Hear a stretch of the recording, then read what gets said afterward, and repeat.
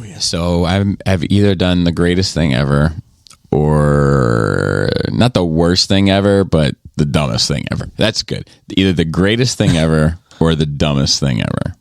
But not both. But not both.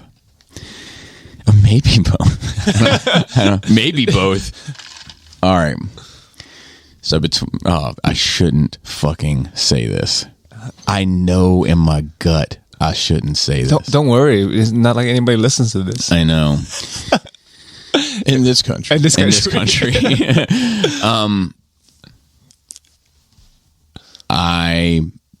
For Valentine's Day. Oh, yeah, that's a thing. Yeah, it is, isn't it? I bought my wife a Sibian type unit. Oh. You're not getting the job done, Bobby?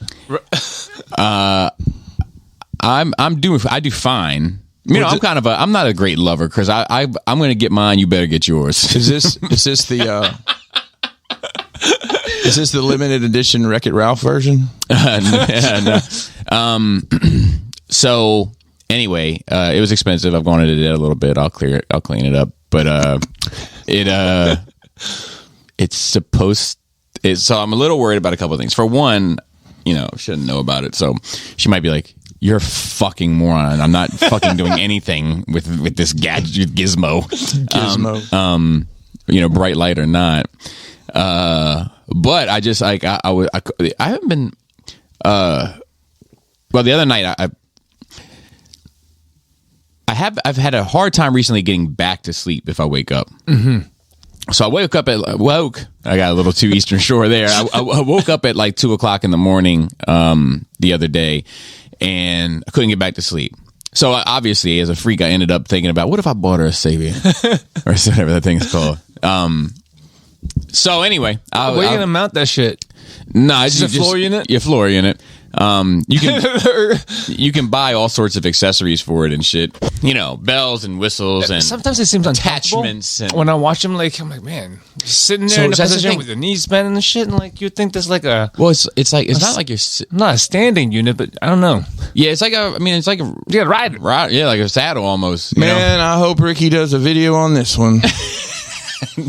No, don't do one on this one, Ricky. But I'll keep you guys updated as to how it goes. The truth is that she may not be like interested. You know what I mean? That's very. It could go either way. Try it. That's what I'm saying, and it has a 45-day return policy. That's wild, though. I thought usually so those too. Things have zero return policy. I thought so too, no returns but at all. It does. So I was like, oh, you know what? If she says no, you're dumb. I'm not doing this. I'm not a cyborg. Then I'll send it back. Bro, what's the future, bro? No. Man, if she doesn't like you use it that way, just go ahead and put it in a family room, put your feet on it, a little foot massager. Kids, but what is that? Foot massager. It's normal. Yeah, just slap it. Well, don't let Phil know it works on feet. Yeah. Hey, yo! So I've also had I've had a number of interesting little comments recently. I reviewed this Trans Metal Prime. Dumb. It's awful. It's awful. It looks fucking dumb. It's really, really bad. It's one of the worst things I've ever looked at. Bobby, I want you to say this word with me. No. I mean, just in general, Beast Wars is one of the worst things I've ever looked at. Yes. Regardless of how good the story is, looking at it, it's fucking awful. So I agree, but my opinion on this figure has nothing to do with the way that it looks. Because you reviewed a good one years ago. Yes, I remember the Perfect Effect one. Yeah, now that one was more stylized, to be fair, but I have looked at many accurate Beast Wars representations from Takara, and I think I've praised all but one. Yeah, this looks exactly like it's supposed to. Yeah, and I've said it's great. I wish that they put that sort of pride into their G1 shit. I think their Beast Wars shit is far greater. Speaking of Beast Wars real quick, yeah. I don't know, you guys don't probably wander through Walmarts as often as I do. I'm in Walmart almost as much as I'm in a Facebook group, Joe. Wow. I don't believe it. He's scrolling through Facebook group while in Walmart. Listen, it's on Facebook in the metaverse. In the metaverse in See Walmart. what they did? Yeah, there's still no fucking action figures in Walmart, even in the metaverse. Yeah, how about that? but they've I don't know if they're updates or just re-releases. There's a ton of Beast Wars shit that is literally clogging up shelves at Walmart. Oh, it's clogging the shelf. Isn't like Beast Wars like having a resurgence or some shit? I don't know. Well, they're doing there's the next movie is Beast related. Yeah. Yes, that, and then they tried to fucking put the Beast in that Kingdom show and everything else. So I think that they're trying to make an effort, but there's Beast Wars fans are vocal as fuck for not buying shit. There's that too, but there's also there's G1 people. I get lumped in this category even though it's not me, but there's G1 people that just they don't want anything but G1, and they don't even want it stylized remotely in G1. They want it to look just like the toy or the tune, everything at 100%. That's why the MP went. I love IDW. I love Fall of Cybertron, War for Cybertron. I love a lot of as long as it's in the right pocket, the right vibe. I have on loan to me currently this 3-0 Bumblebee that's like an action figure size. I love the fucking way that thing looks. I wish you got that ordered. Yeah? No shit. Yeah. I love the stylized version, and the size is right. But I've just yeah, I hear you. But it's just yeah, I hear that a lot. Do you? It's just so everybody's saying you don't like Beast Wars, so of course you're gonna hate it. But it's not fucking true. And it's not accurate. It's just motherfuckers just come up with their own stories about this shit. I've praised almost all the Takara Beast Wars figures. I've praised many of the Bayformers figures. The Challenger, I think I gave... those are great. It was amazing. I can say I don't like the way this looks, and I don't like the franchise that it's from, and also say this is good. That fucking robot thing, Joe, you knew what it was. It was a robot. He's a little robot man, and he has a little stand, and it has all of his weapons on it, and he's orange and white, and he looks like a Gundam, but he's not a Gundam. Full Metal Panic. Full Metal Panic. It was amazing, that figure. I don't give one fuck about the franchise, about not one single solitary fuck. I can still objectively say this is amazing. As a piece of product. Yes. Figure, yeah. The Diaclone reboot shit from Takara that I recently looked at. I loved it. And I don't give a fuck about it, No, people just need to justify their own subjective opinions. Correct. And it's in most of what I said about it, criticism-wise, in the review, had very little to do with its aesthetics. It had a lot to do with its limitations and with its quality. It's just... People come in with biases, and they put biases, in words in your mouth. Yeah. Basically. And it's frustrating. I think that I get frustrated. I get frustrated when I get the shitty comments that aren't true. When I get the shitty comments that are true, I usually tend to laugh with it. You know what I mean? If somebody says to me, if you just would spend 2 fucking seconds looking at the instructions, you fucking moron, and I chuckle to myself, he's probably not wrong. You know what I mean?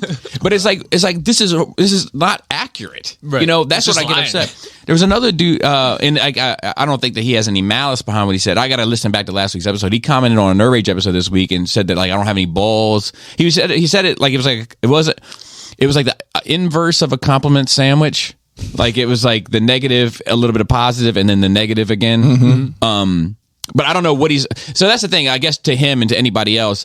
This is a 2-hour to 3-hour to 4-hour show. If you could just give me a point of reference or a timestamp sometime, then I could maybe comment in the future. But I feel like we forget what we say by the time we walk out of here. Ironically, though, balls just came up, so to speak, in a conversation with my wife and I prior to this. But I was saying how she knew somebody that used to. So they're giving away these COVID tests, right? Yeah. And she knew somebody that was going to hoods, basically, and where nobody's taking these tests and just getting a pack of 4, and then going to the next hood over and getting a pack of 4, and the next hood over and getting a pack of 4. And when she was mentioning this, she said one of the places that she went to was Edmondson Avenue. So listen, if you're from this area and you say Edmondson Avenue, it's obvious that you don't know shit about that street, and you probably should evacuate it immediately. If you're from the town, it's Emerson Avenue. I don't know why, but it's what it's called. It's Emerson Avenue, and it's Emerson Village, and it's Emerson Village Center. I don't know why, but that's just the rules. That's very Baltimore. Yeah. So at any rate, I was talking to her and I was like, man, do you remember, just because that came up, that we went and did like a photo shoot with guys that I was working with at the time, so to speak, in Emerson Village, like when they were tearing it down and like, but I mean, still occupied. Yeah. And she was like, yeah, I do kind of vaguely remember that. I mean, I had the photos, you know, to refresh her memory, but I mean, this was a very dangerous place, you know, and like, I just ran right up in there with a couple of guys and my girlfriend, I think at the time, to take pictures of these guys, because it was a cool backdrop, you know, and I didn't give two fucks about any potential consequence. And some of that is youth, right? Yeah, and feeling invincible. But it was funny just because the guy said I don't have any balls about something that I don't know what he's talking about. But if you tell me, I'll comment on it next week. But I was telling her, ironically, before I got this comment, I was like, the balls that I used to have, you know. And she was like, you still, that's part. Have always been half the problem with you is you still got these same issues and these same just popping off, these same balls, and you're still, you know, like not thinking about consequences until after the fact. And so I'm a curator of vibes. You know, sometimes those vibes are good, sometimes those vibes are bad. I thought you were going to say you're a curator of violence. No. Hey, that's a curator of vibes, isn't that's what you got that ride. Yeah, good wrestling gimmick. Wait till I. You know, I wonder if she's gonna. I don't know. But like I got like a steel trap. You know, like Raphael said, or like I fixated on that at like 2:30 in the morning. You couldn't by like 8 a.m. I just purchased like. Have you thought about like where you're going to store this? So it's funny. I have. So some of them, it comes in a wooden crate. You can buy an accessory. It's like a bench that houses it. That's what I was talking about, like a bench. Yeah. And then you can also put it on top of the bench if you want a different. You know, exactly. That's exactly what I'm saying. Some clever shit that they got going on. But I'm thinking about like just keeping the box because they say, at least in the description, that it's supposed to be a very nondescript. Yes. And then just putting it in the workroom shelf, like just like it's just like, you know, like not even in the closet. Not those Christmas decorations, Jaina. Yeah. Different kinds of glass balls. Why is this tinsel so heavy? But yeah, so that's been what's been going on. Halloween. Yeah. But yeah, I get frustrated by it. I get frustrated by the comments that aren't true. You know, it's the ones that are true that I'm like, I almost tip my hat sometimes where I'm like, oh, they saw it. They caught it. Got me. Yeah. So Joe, and another twist of fate, you got your coffee first. Chris, how was your nerd week? It seems very, very short. I guess it was 6 days. Yeah. So we recorded like late last week. Yeah, we did Wednesday last week. Right? Been diorama. That's diorama. It's a diorama of ramen noodles. Hold my boxes. Prototyping. I've showed you guys some stuff. Going back and forth on some things. We're going to have two brand new things, a reworked thing, and all that is going to be available in standard height and DTOF height. And we have that cobblestone floor. It's been so fucking cold I hadn't been able to paint anything because a lot of my painting I do outside for that kind of stuff. So I'm sneaking outside and trying to shake a pan. Yeah, I think it's going to be in the 40s this week, maybe even low 50s. Yeah, so I'm going to try to get some painting done outside. Hoping maybe by Friday we can get this stuff loaded up on the website. You guys ever ordered something from somewhere and like you forget about it, but then you see something that reminds you and you're like, oh, I wonder where that is. Oh yeah. And then like the shipping notice. And then you notice, no, not even that. We're not going. This is the opposite of that. So then you notice this same item that you ordered was like, you see it other places for sale. I'm like, what is going on? And so I ordered I won't tell you who it is, but another musical Funko. Is it Funko? Those little carded, like I gave you the fucking what's his name, the biggie one in the the old dirty bastard. I have another musical one of those I've ordered, and I ordered from a company I'd never heard of, but I mean it seemed like a reputable website, and I ordered it like first week in December. Okay. And I'd honestly forgot about it. I saw, strangely enough, an ad on my feed for this from another retailer. I'm like, I should check on that. So I sent him an email. Hey, what's up with this? I ordered this. What's the deal? Right. And they replied back, we'll check with our shipping department and give you an update soon. That was yesterday, and this morning I got a shipping notice. So it's a good thing you contacted. I guess I did. I forgot about your Well, I wonder how many companies basically run the business on forgotten. All these toy companies act like they got something to make, but everybody forgot about Pinkerton. Pretty much. She loves that guy. Vatican. The Royal Rumble is this weekend. Are you guys familiar with the concept of the Royal Rumble? Yes, I remember it from years and years and years and years past. Everyone gets in there and throw bitches out. Right. Well, they do a female ladies version too. So they have two Royal Rumbles. And everyone's bitches. It doesn't matter. If they were both garbage. It was really. I always feel like it was a big deal to your people. It's your Super Bowl, isn't it? Which one has been? And it's normally a lot of fun, but it was just very uninspired. And the people who won, it's like, why did you bother to put this show on if you know that's who you were? You know, like Ronda Rousey came back. You know who Ronda Rousey is? Oh yeah. Oh, why? Well, she was in WWE. Yeah. And she left to go have a baby. Yeah. And now she's back. Okay. But like the way the Rumble works is Ronda's got a baby, but she's barely got a brain. It's a damn shame. Yeah, she got a brain beat in. But It's just kind of excuse. the way it works is people enter one at a time, 90 seconds apart. And, you know, the great stories that are told in the Royal Rumble is he's number 1 and he lasted to the last 4, or he's number 3 and he wins the whole thing. Ronda Rousey comes out at number 30, the very last spot. And It's only 30? yeah, this one, the WCW used to do a 60-man one, Yeah, which was the ring. I was crying for the ring because they had those big old dudes in there.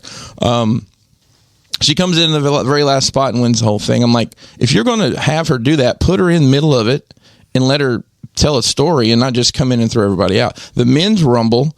Well, unless you want to be the bad guy, and then Yeah, but that's not what they're trying to do with her. They're trying to make people want to buy WrestleMania because now she's going to be in the main event. So earlier in the show, Brock Lesnar lost the championship to... He's still around? Shit. Yeah, he came back again. He lost the title to Bobby Lashley earlier in the show. And then he enters the Royal Rumble as number 30. There's 4 people left in the ring. He throws them out and he wins the Royal Rumble after losing. It's just like, you're not making any progress in your storytelling. It makes sense. It's just frustrating. For the last guy to win. It's not a real fair system. Well, Game first. well, I mean, it is. I mean, they've had before, like, they've had these matches like, all right, whoever wins this gets to come number 30 in the Rumble. But if you're going to know that person's going to win, it's like... Oh, it's like a pole position. Yeah. So to speak. But so, kind of. Yeah, so if you come in last... and you win, you don't tell a story, really. And I don't know. It was just disappointing. It was probably the most disappointing Royal Rumble I've ever watched. So I watched Ozark Season 4, Part 1 that came out last week. You guys familiar with this show? Ozark Season. Yes. The Jason drug Bateman. dealer guy. He's like a white-collared guy. Yeah. Goes to like the Ozark town of Ozark. Is what It's the Ozarks in Missouri. I don't remember the town. But yes. Just so much tension in that show. It's just like it has a very big. I have a hard time sometimes with like yeah, too much tension. It has a very big fan base. It's very popular. I'll tell you a little spoiler. They're having some problems moving their dope. So they partner with a pharmaceutical company that makes an opioid drug. And they're backdooring their product. And then they're still, like their bill of lading says it's still the stuff from Tanzania or wherever they're supposed to be getting it from. But they're saving them like 60%. Wow. But then like part of that savings, now they're going to donate to the main character's like charitable foundation. It's crazy show. It was 7 episodes. Such good character work on that show. I don't know if you guys have watched it or not, but I heard of it. I watched the first season. Yeah, and then I was like, I thought it was fine. I didn't think it was bad at all, but I was just like that. I was like, yeah, I'm good. I got it. I understood. Yeah. I was like, I didn't want to spend any more time. I understand. And I think part of it is those characters in that show. I know those people. Right. I mean, right. like the Ruth, the blonde-headed girl with the curly hair. I don't know if you remember her. No. I've met her many times. Many times. Yeah. So I've been reading the Expanse books. I mentioned I finished the 4th book. Yes, where they're in Illis, and it's interesting because I've seen the show multiple times to go back and read this now and see what elements of these books they actually took, because you get to the same place, but the path you take is quite different. But which book is the one where like the current series ends on? 6. Okay. Yeah. So I'm gonna start. I have up through 7 at the house. I bought them for my dad to read because he's a reader. He reads constantly. And he likes sci-fi, so he just devoured them, thought they were great. And then he brought them to me when he, last time they came up to visit. So I'm enjoying reading them. Good. You know, and I'm glad I can fucking read. I'm glad I can. It is a blessing, isn't it? Alabama history. Flex. That's an Alabama flex for sure. No, that I can focus to read, because I was having a hard time. Yeah, I cannot. You know, and I'll still catch myself like halfway down a page. I'm like, oh shit, start this page over. I can definitely focus to read. I just last like 2 pages before I'm fucking sleeping. That's my problem. Yeah. I'm too antsy to do something else. Not that I don't enjoy reading. I loved reading. I read all the time, but I don't know. Nowadays, I'm just like, okay, I got to do something else. I think it depends. Like I like it's the right tool for the right job for me. Like I like it in like car rides. See, I can't read in the car. Right. I mean, it makes some people sick. I get it, but like historically, I say I haven't, but I read on the train. I ride. I think I'm just really used to bumpy rides. Well, so that's possible. And what I did is like, okay, an hour I'd spend scrolling randomly. I just fucking do that. You know, I'm getting a little pissed off sitting here thinking about those comments again. And this one guy made he just sitting there fucking seething. This one guy made a comment that was similar, and I had the ability to look him up, you know, and I started getting nasty in my head, and I almost got nasty with him, and I decided not to, but of course he and I almost commented back, well, I used to have objectivity, but I didn't. But I didn't. So anyway, I'm sorry. Part of the cost of admission of being on the internet is having to deal with stupid ass people. It is for sure. I watched Peacemaker, but I can't really remember. It wasn't the greatest episode. It wasn't Which bad. episode is it on? 4? 5? 4 or 5? 5. I think it's 5. 5. 6 is good. It's basically the point of the episode, in my opinion, is that it exposed that the one guy has a butterfly and then secondly that okay, and then secondly it brought Diebeard into the team. Yeah, there's this one guy and he obviously dyes his beard, and so Peacemaker calls him Diebeard. Hey, no judgment. Is it like that Irish guy in wrestling? He got a real orange beard. You know what I'm talking about? Oh, Sheamus. Yeah, exactly. His name is Sheamus. Well, it pisses his dude He's off. this color. Yeah, but also his beard is this color. Yeah. And Joe, remind me again. You were supposed to remind me, and you failed. You failed yet again. Matter of fact, where's my tape measure? Oh, look where it is. Look where it is. Right on my hand. But to show you that scene that I wanted to show you from Peacemaker to like whet your appetite for it. It's like that I think that you would find enjoyable. But yeah, I liked the episode, but it wasn't as great as some of the previous ones. Yeah, now that I'm remembering it, it's like the thing with the X-ray vision was pretty neat. Yeah, that was cool. You know, that he could see the thing in their head, and the thing at the very end was. I remember turning to Kelly and he's like, "Well, that was a clever way to make that reveal." Yeah. And the fact that they're really a team now, like they have a group chat, you know, which is like so they're really a team, which needed to happen at some point. Yeah, this is the episode where it did it, you know. Yeah, so I'm enjoying that show. I think it's entertaining. My plan this week is try to finish Boys season 2 with Kelly, because I think season 3 comes out this weekend. No shit. Wow. Or it's and Amazon doesn't necessarily dump everything at once, and I like they'll do like they they'll do dump week by 3 week or something. Sometimes. Oh, no, to get you in. Yeah, and then because it's normally only like 8 episodes. Yeah, it's whatever. I'll take the boys any way I can get them. Sign me up.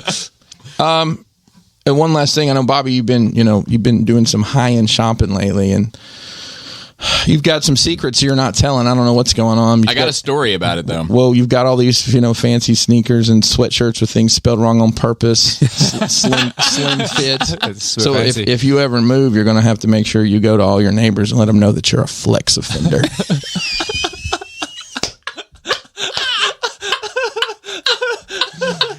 Just yank the headphone cord out.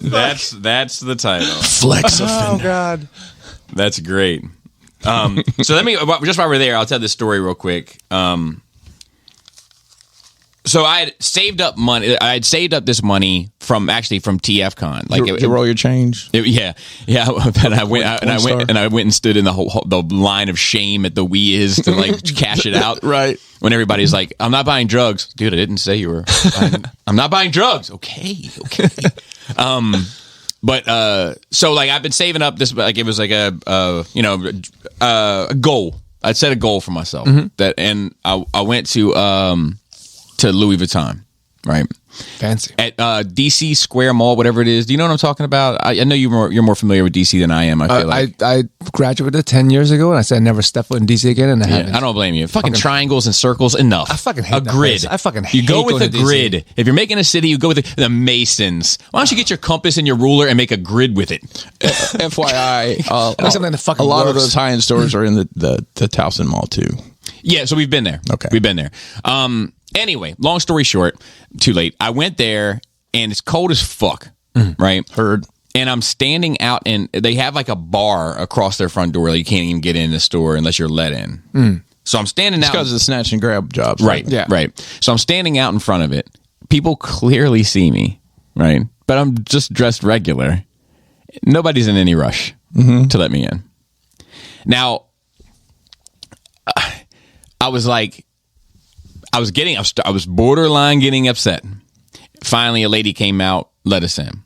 And I can tell in her face, she's like, I fucking picked a short straw on this group. So is this the whole family or just you? No, and it's Laura? just me and Laura, to be fair. That's a less intimidating vibe for a luxury goods store, I bet. Yeah. The baby's like his hair all wild, like a feral cat. Be like that. Yeah. So anyway, they let me in, and they say to me like, she says almost with the tone, like, "Is there anything you're looking for?" And I was like, "Yeah, I'm looking for a pair of shoes. I'll just find them if they're here." And I'm looking at this wall, and I'm like, and I said to her, I was like, they're not here. I was like, I can show you the ones online that I'm looking. And then like out of the corner of my eye, I saw them on a podium, like and I was like, that's them. And she was like, these? And I was like, yeah. And I was like, she's like, what size do you wear? And I said, a 45. And This motherfucker calling out his fucking size in the European. and she was like, Makes you feel like a big man, doesn't it? she was like, well, they run big. And I was like, in my head, I was like, bitch, get me a fucking football. I mean, I run big. Yeah, but I got some wide ass feet. My feet are square, so she brought them out. they're like duck feet. Have you seen Wreck-It Ralph? Or they're like So she brought them out. hooves. I put them in. I put my feet in them. They were way too fucking big. Did you have to eat a little crow? Yeah, so I was like, do you have the next size small? And she was like, we don't. And I was like, okay. But I really wanted to pay for them a particular kind of way, right? And I was like, With roll change. So I was like, she was like, you can order them online and we can ship them to you. And I was like, well, can I pay for it here? And she was like, yeah. And then I was like, do you accept cash? And, because some stores don't, when you're talking about that much cash. Especially with this. Yeah. And Laura was acting like I was a peasant for asking that question. I was like, man, I've been in fucking. No, people, there's some places that don't accept it. Yeah, I saw several places in New York City that no cash. Yeah. So I was like, then anyway, she rang me up, and she was all surprised. You could see the whole time. And I was just like, boom, boom, boom, boom, boom, boom, boom. And here you go. And she was like, here's your change. And then I grabbed the receipt from her and I looked at her and I said, now, aren't you glad you ain't leave me out in the cold too long? And then walked out of the store, but, that's the part of it. I don't like the LARPing part of the designer shit. Let me tell you what I mean. This is not a flex, but it is a reality, right? Like so a lot of these designer people are on the cutting edge and they end up setting the trends for fashion that follow for like the next 20 years. That's how it works until it ends up in Target or whatever, right? So they are talented artists. I get it. However, it's just fabric being sewn together at a certain place and then being shipped. right? It's expensive. Little fingers. It's expensive because it's on the cutting edge. Yep. And that I get. It's just a name. And I'm willing, right? And I'm willing to pay for the exclusivity of it because that's what I find attractive about it. Is that That's what people find attractive about it. I have something that not everybody else has, right? But don't pretend it's any more than that. And especially when I'm looking at you and you're leaving me and more importantly my wife out in the cold, and I probably am more successful than you. Well, now you can flex. But I mean, that's why I always buck against appearances in general. Right. Like anytime, like when mandatory clothing is needed for certain places, I just don't fucking go. Like, I'm not about that life. Right. I understand you got to wear shoes because you got to cover your feet. Right. For sanitary reasons. Yeah, for sanitary reasons. But like, come on, ties. Well, as far get choked out, bro. As far as luxury shit goes, like I have a Louis Vuitton wallet. I bought it with diorama money. It was one of the first expensive things I bought. I could actually just carry my shit around in a plastic bag, right? Right.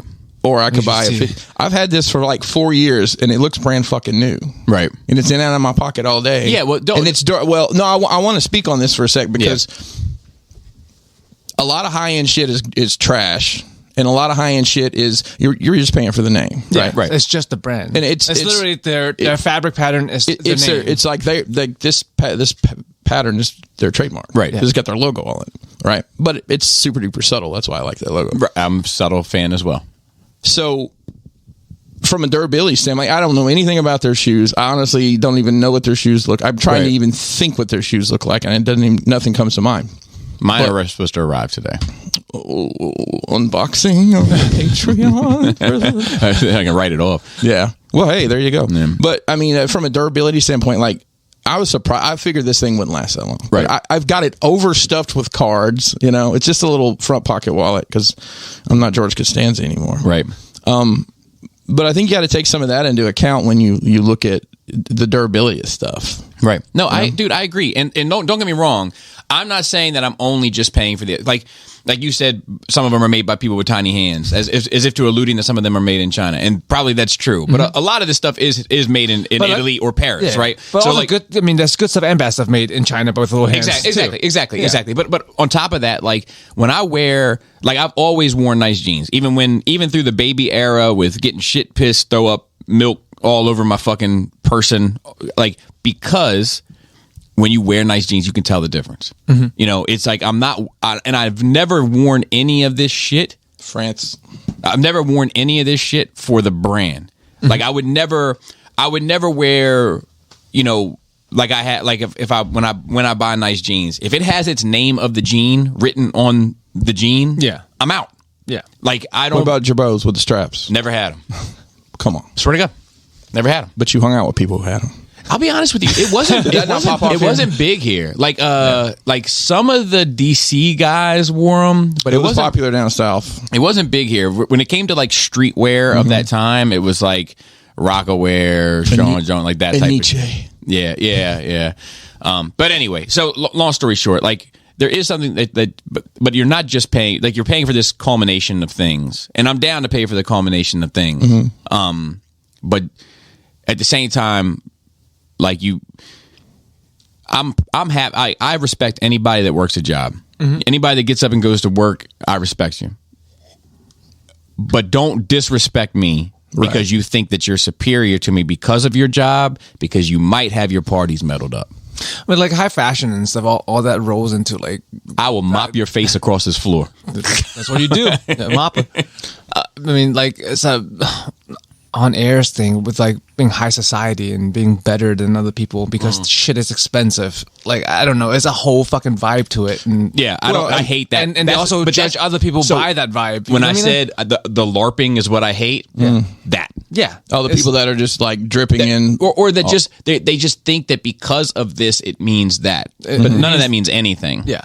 But you know what I mean? Means that their daddy bought him a Louis watch or a Louis bill, or that, you know, or that money that could have gone to fucking starving kids in Beirut is now, you know, I'm just saying, don't pretend you're better than me because you're wearing something more expensive, or because you think that I'm wearing something less expensive just because I'm not announcing it, or that's what I mean. Or you think you have more money, and that matters also in the grand scheme of things. The whole role playing aspect of it, right? Like I would have never judged this woman as working in retail. I would have never judged her for that. I would have been. I'm a very like, thank you, I appreciate it. Like I appreciate your work. I'm super nice to retail. Of course, they have the rough. But now, just because of the way that I'm dressed, don't think that I can't afford this shit. Yeah. And on top of that, I could be in here in these sweatpants, and I could have, a deferred comp, a 401k, a this and that, investments, along with a pretty high paying job, and be like, now what?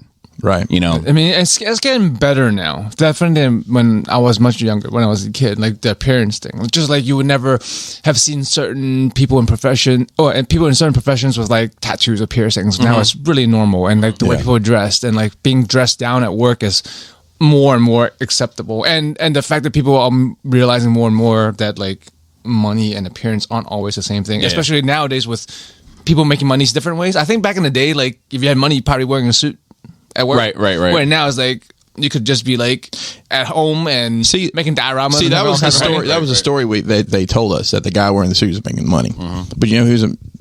But but that guy's paying off his student loans still, right? And that's it. The guy who's making the money is the guy who owns a plumbing company.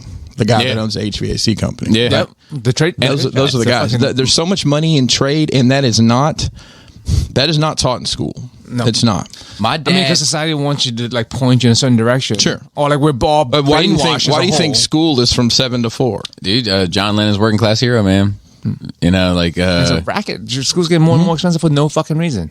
I always tell people, don't fucking do it unless you're sure, unless you're doing it for a job. Where they torture you and beat you for 20 odd years, and then they expect you to pick a career. Yeah. But my dad was not college educated, worked for the fire department. My mom, not college educated initially, worked for the post office, right? She started in the back.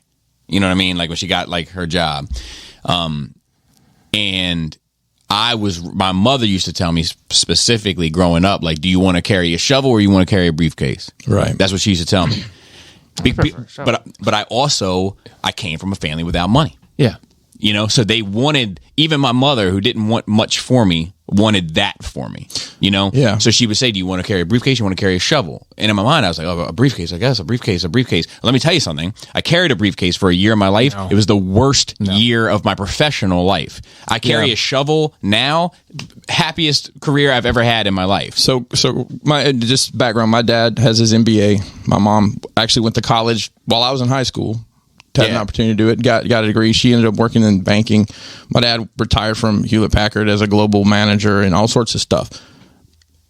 Great story, right? But I didn't follow that path. My brother didn't follow that. I talked to my brother yesterday for about half an hour for the first time in months. Just shot the shit. He runs a business of his own doing construction shit. I obviously work in a different field. You work in construction too? I do. Tiny construction. Tiny construction. But he's like, I built a house. You're like, I built a castle. Yeah. Yeah. I built Darkseid's tower. Yeah. And it lit up. Should have put some smoke machines in that. But anyways, my dad famously always said anytime I'd bring home, questionable grades, you don't want to end up digging ditches in the rain for a living. Mm-hmm.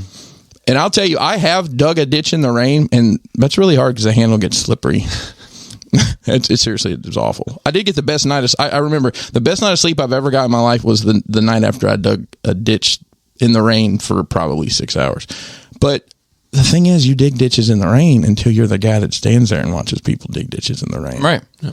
And one day you own your own ditching company. And then you buy your own ditches to dig or whatever. Or learn how to do the contracts to get the bids or whatever. And there's like just life skills and shit. You know what I mean? Like you can work blue collar jobs. And it's a different set of social skills too. Yeah, for sure. When you're fucking dealing with white collar shit all day, like you become not able to talk to them. And just in case my mom ever finds this podcast, because she'd be super offended, and not that I care, but how many episodes do you think she'll make it through? Oh my god! So I'll tell you this: like she would probably listen to every single one because she's meticulous and would use everything against me. She'd sue me somehow. She would write notes. Yeah. But like, I think Eminem wrote a song about that. The one thing I will always credit my mother for, and then we can get off this and get back to your nerd week, Chris, is my mother. But both, I come from hardworking people. My father worked his ass off. My mother worked her ass off. She started in the back of the fucking post office putting letters in the right boxes or pack, you know what I mean, doing that. The sorter. She retired working in headquarters of the United States Postal Service with a master's degree and everything, you know what I mean? Like, she bust her ass. As a result, she drank all the time because she was fucking stressed out and beat us. Because, you know, but prices had to pay. But she was, you know what I mean? Like she's no slouch. Like, I don't come from lazy people. Anyway, last thing I want. Did you see the Super Bowl halftime show? The Super Bowl going to be on that Super Bowl halftime show. Oh, so I know that Super Bowl it's Dre, Kendrick, M. Mary J. Blige. I would imagine that 50 will pop out at some point. Yeah, there's a. I've never seen them do this. This usually they usually go for like legendary acts. Well, let's tell the story real quick. So it was legendary acts for a long time, and then they started doing some pop stuff. Yeah. Then the Janet stuff happened. Then they backed down to like it was Aerosmith. But then Aerosmith would bring out, I don't know, somebody, Run DMC pop star. So yeah, I think, or parts of Run DMC, whatever. Right. Slowly they've gotten back, and you know, I was thinking through this in my head. I saw a couple funny things on the internet. It was the way your kids are going to look at you when they see you, see how you really are during that Super Bowl halftime show, because I can imagine like I can just hear my dad just like, I can't believe this is on, because he didn't get. I was like, look, it's people in their 40s and 50s playing songs that they played when they're 20s and 30s to people that are in their 30s, 40s, and 50s. Yeah, and that's the fucking demographic for this shit. I mean, I historically watch the Super Bowl. I think the commercials are normally funny. The halftime show's at least been entertaining the past several years. So I'm intrigued to see this, and I'm excited to see, you know. Yeah, I mean, I'll be honest with you. I might catch it. Like, it's up in the air. Like, I don't have cable, so I might be able to catch it on my phone or something. You know, you can send donations to. Yeah, but I might even be working that day. Oh well, in which case it'll be then dreams come true. Yeah, but but it'll be on. Yeah, you know, and like I mean, I think that the halftime shows are often pretty good. You know, they're well produced. Honestly, I'm interested to see how they're gonna. I think it's bullshit. They don't get paid. They don't get paid at all. Mm-mm. I know there was something about like some sort of dancers or something. They expected them to work like 12-hour days, and they had to pay for their own lunch, and they didn't pay them. Yeah, it's bullshit. Like, because the idea is that everybody's numbers go up after the Super Bowl. Like, it's like a launch pad for your, you know what I mean? But. Oh, paying exposure. Amazing. Yeah. That shit. I can still believe that racket still works. Yep. So that's it for me. Yosef? I'm watching a bunch of shit. We didn't watch Scream 3 yet. That's tonight because it's Tuesday. I'll watch Red Notice. I've actually watched a bunch of Vine Rental movies for some reason. Red Notice was a fun heist movie on Netflix. Okay. Everyone was pretty good. Like, I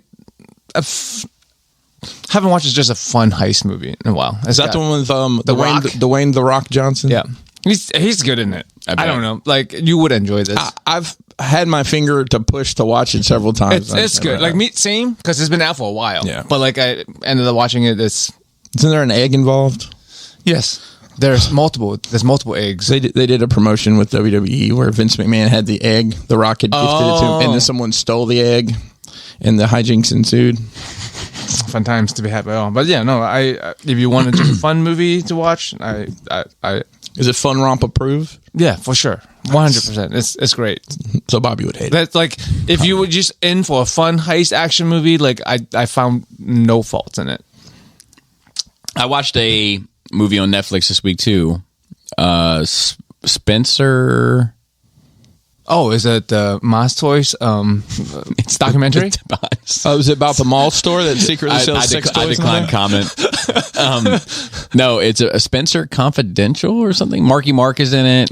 I remember seeing the previews for that's been out for a while though, hadn't it? I don't know. Years old? It was on Netflix, and somebody was watching it, and I was with them. Did you enjoy it? So I was on the fence about it.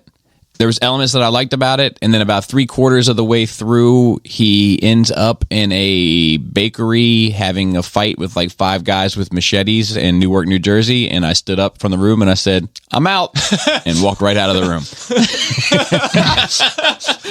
So was it the That'll do. Was it the machetes or Newark that got you? The machetes. Okay.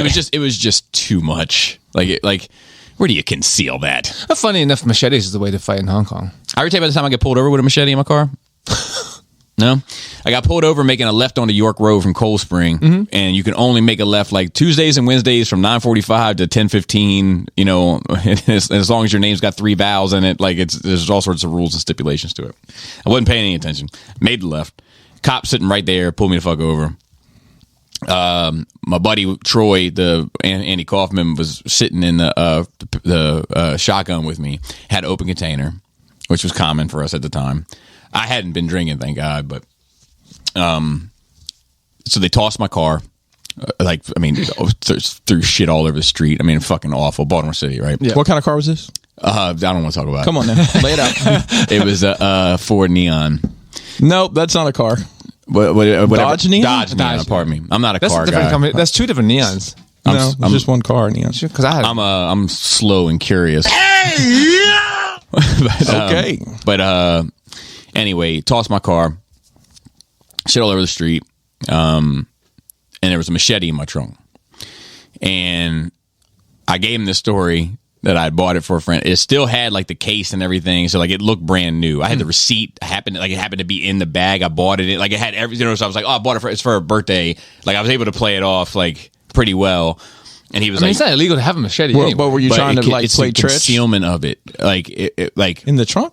yeah. So he That's was like, storage, though. I thought concealment would be like on the side of your seat would be a concealment. well, it was maybe in the it's trunk. It was something to in do a with the bag. length, It was the- in like. Because like, okay, I was like, Something to how do else with are you the going to buy a length of it. machete and take it we home? could debate this or get to the punchline. Yeah. He said, give me one reason why I shouldn't take your ass to jail. And I was like, I don't know, man. Prison overpopulation. He got so fucking mad. Oh my god! I saw his eyes like he was gonna choke, and I was like, I'm kidding. I was like, I work full time. I'm in school. I do like, and I was actually doing shit for the city at the time with shit that I was doing entrepreneurially with it. You know what I mean? Like, so I made my case, and he ended up letting me go. But You just think you have a sense of humor, though.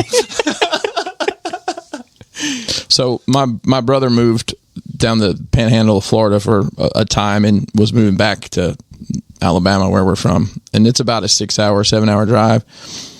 He was driving his Bonneville up in the middle of Alabama, middle of the night, in a county where you probably don't want to get stopped in the middle of the night. He gets pulled over by a local cop on the interstate, and he had a case in the back with probably 4 assault rifles, which were legal. right. Yeah.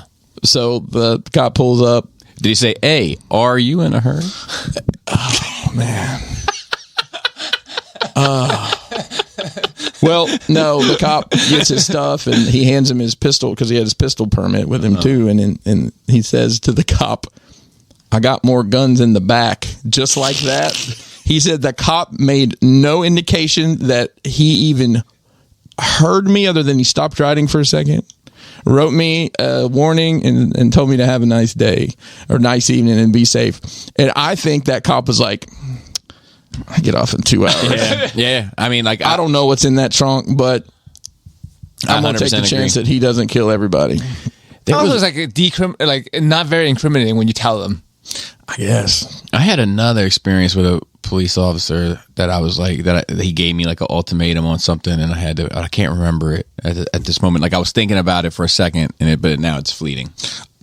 If it comes to me, me and a bunch of friends were out one night, and we hadn't been doing anything. We were not even drinking. We had gone to Denny's to eat, and then we were going to the movies or to, I don't know, we're going somewhere, secondary location. And my friend had a Ford Contour SVT, which is a pretty slick little ride back in the day. And I was following him behind, and I don't remember what I was driving at the time, but he gets pulled over because he revved his engine up at the light. Not really on purpose, but you know. Sometimes you just so the have cop to pulls ask. him over, and I'll pull up beside and roll him a window. He's like, "What do you?" I was like, "I'm with them." Okay, and he says, "My friend, y'all guys been drinking tonight?" And he says, "Do they serve alcohol at Denny's?" No. And he basically harassed us. Yeah. And I had a friend that worked on the force, so I called him like, hey, I'm going to give you this car number. He's like, dude, that's just like, that's not assigned to anybody. I'm like, well, this dipshit's this name, but I don't know. I was on It's an odd experience. I was on the block, and you weren't allowed to stand outside on the block. I've told this story before, but you weren't allowed to stand outside at the block during this time, whatever. Like, they went through a period. The police station's right there at the corner of Baltimore and Gay Street. So these cops are walking up and down the street. I'm smoking a cigarette outside the strip club, and a cop is like, hey, get off the street. And I was like, what? And he's like, there's no loitering. Get off the street. And I was like, is it the loitering or is it the cigarette? Because if it's the cigarette and the fire from it, don't worry, I'm a volunteer fireman. Oh no. And he was like, you got a point to prove? And I was like, no, sir. Put that shit right down. but I was playing. I was I think I had just seen Talladega Nights. You know, when he said when he's smoking in the school. You know. All right, Anyway, Joe. I believe your Nerd Week was happening. Oh, yeah. Machetes. There's no guns in Hong Kong. I don't know how it is now, but when I was a kid, like the triads and stuff, they have gang wars with machetes. Right. Two groups of guys. Yeah, there's definitely guns in Newark. Hidden in newspaper. Right. They're just grabbing a roll of newspaper, but like that's a really long newspaper, bro. You like expand fold it long way. It's like folded. Yeah. It's like there's something in there. No one carries it that way. 6 Underground, I think it's a Netflix movie. Another fun action movie. 6 Underground. Who's in that one? Oh, so Ryan Reynolds. So we were on a Ryan Reynolds. Yeah, for 2 movies. Nice. Michael Bay directed it. So if you in for explosions and car chase, 6 Underground. The entire first like 20 minutes of the movie is a fucking wild ass car chase through some kind of European country. But it's. If you're in for fun romp, that's a really good one too. Nice. It's like I think it's like Tony Stark if there was no superpowers. He's like super rich, and then it's like fucking money isn't getting shit done, and then like he has that swag about him anyway. To be fair, yeah. And so he's like he like faked his own death, still has all his money, and then like started a team of people to like fucking assassinate bad guys. Nice. And they all only have numbers. They're supposed to only have numbers and not tell each other the name, so it's like no attachments and shit. I'm not a number. I'm a man. It's like an old like sci-fi movie. Okay, they were all assigned numbers, and one guy like bucks the system against it. He's like, I am not a number. That stopped it. I remember that. Where is that from? Yeah, it's not going to fucking bother me. Watched Kate last night. Another very good action movie and like very weeb vibes. Love the soundtrack. It's all Japanese. It takes place in Japan, so like fucking hella. It makes me miss Japan. Like all the shit, all the sceneries and stuff. I'm like, dude, it's been 3 years. I'm not sure if we can even go back next year. But it's about a lady, an assassin, a sniper, and then something happens. She gets poisoned with radiation. Like she got poisoned purposefully. She has like basically 24 hours to live before her body falls apart, literally. And then she's trying to like fucking avenge herself before she dies. And it's a pretty interesting story. It has to do with the Yakuzas and shit. 24 left. 24 left. Yes. So she'll cherish every breath. She'll probably waste a lot of time, but forget it. Mace. Yeah. I'm trying to. It's 24 left. You don't have his intonation. You got to really like. I'm about like. I'll waste a lot of time, but I'll cherish every breath. Doesn't Mace always sound like he's like? So that was DMX on it, to be fair. But he had a song called 24 Hours to Live, and everybody had a verse about what they would do for their last 24 hours. And X 100% had the best verse on there. Of course. The closeout verse. But he didn't do it for real, though. No. That was harsh. Sorry. Too soon? Nah. That's all right. It's all right. It's all right. I like when you can put a judgment. Like, nah, it's all right. I'm one of those like let's get to the jokes quick because to me it helps everything. Like I remember like when like the 9/11 jokes started coming and like people were but I was like, man, for me it's like this is part of it. This is part of the I don't know if it's us culturally, in my opinion, but like it's part of the American grieving process. Yeah. It's like you make fun of shit. Yeah. You know. Makes it less fucked up. A buddy of mine that passed, right? He had this joke lined up for his kids when he passed.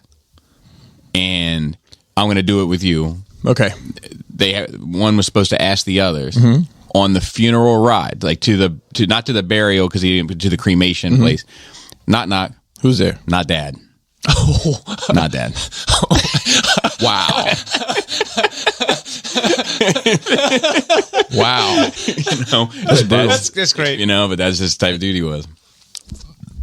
On your recommend, watch King Arthur. Yeah, Great. you liked it. It's a great. I liked it too. He didn't like it. From Guy Ritchie. Look at his face. He didn't care It's a for it. great D&D movie. I don't know. I liked it. It seemed very contrived. It is, but like as a fan of D&D, that is what it is, because like it's supposed to be old timey, but the dialogues and shit are not old timey. Yeah. Yeah. But it's super high fantasy at the same time. It's like super fucking magical Yeah. sword and Yeah. monsters. So like it reminds me of like a modern day D&D campaign when you're playing with your buddies and you have this setting, but like you're talking fucking Yeah. normal. I mean, I wanted to like it. I like Charlie Hunnam. I like Guy Ritchie. I don't remember who else was in it. But Jude Law. yeah, I don't dislike Jude Law. I like Jude Law. I don't have a strong opinion You about can't Jude Law. dislike Jude Law because then you hate like 80% of movies that Hollywood's made in the past 20 years. Yeah, he's in everything. Yeah. Yeah. No, I thought it was good. Yeah, I liked the, it too. the action. Like they spent some budget on the action. music was good too. The music was score. good. The effects were good. There weren't too many, but like the effects that were there were fucking great. Yeah, the yeah. big elephant, the demon guy with the fire Yeah, cape, dude. and I'm a fan. the one fight scene where like the cameras were just fucking zooming every fucking way. I'm like, this is so anime. Oh, there you go. I mean, like, because like usually I mean, it's obviously very CG because there's no way to get camera angles like that Right. through a fight scene. And if that was all Guy Ritchie, I'm like, bro. Yeah, I like that. Because I haven't seen that kind of action with him Yeah, directing. yeah, I agree. Like, I mean, he's a great director, but, some people are specifically good at choreography. This is like the only kind of like epic, for lack of a better term, that he's done, I think. So that might have something to do with it too, like just trying new things for the sake of the genre. I haven't seen like any other fight scenes Yeah. that are like that. Because I do miss his street shit though, but yeah, I like that movie a lot. I was a fan, but So yeah, I was mixing it up with the other one because there was like a couple King Arthur movies that came out. There was one with like, I like that one too. The one that with Jamie Foxx. Is he Jamie? I don't think so. Maybe I'm gonna look it up. it had There's another King Arthur movie that came out around the same Antoine time. Fuqua directed it. He directed Training Day. Is it with guns and shit? No, but it has like Merlin's in it. Merlin's like this wild man of the woods, like Braveheart swaggy. What year was this? Fuck if I know, man. No, I have to fucking look it up. Am I just fucking crazy? Why do I think there was the King Arthur movie with fucking guns and Jamie Foxx? There may have been. Did I dream this shit? This sounds like a fever dream. There was something. Rachel Reyes may have been in it, or Weiss. All right, Jamie Foxx, King Arthur.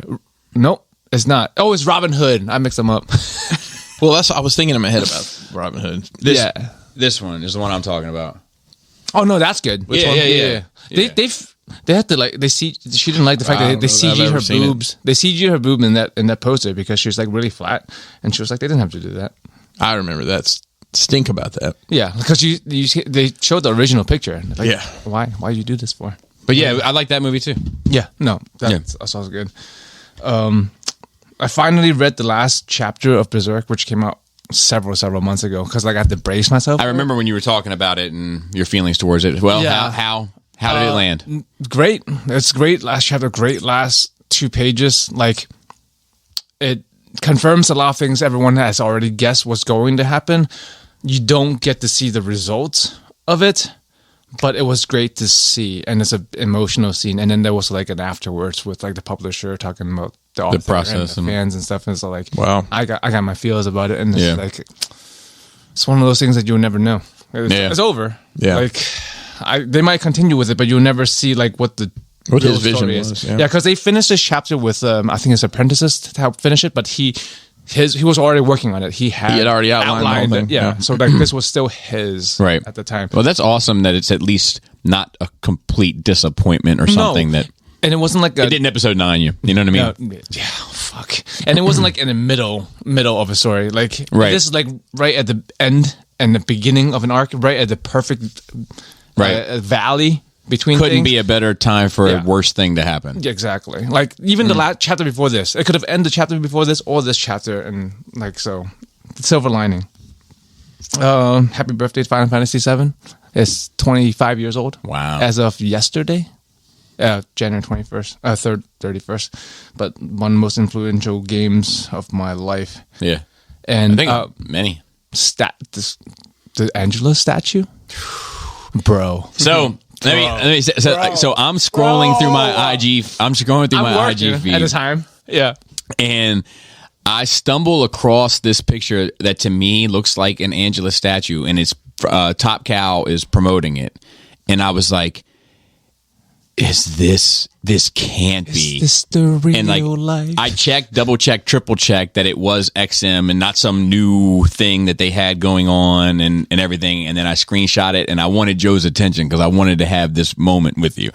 So I hit Joe up and I was like, Joe. Yeah, And I was like, I was at work. I was like, oh shit, what happened? And I was like, emergency. And I had like little sirens going off, emergency. And then he was like, what? And I dropped that fucking picture. And very rarely do I ever do this, but I dropped the picture and just waited for you to, like when I saw text bubbles pop up that you had seen it. And I was like, so for those that know, Joe has the XM quarter scale statue of the Darkness, which is one of the things that made me want to get into quarter scale to see something that impressive.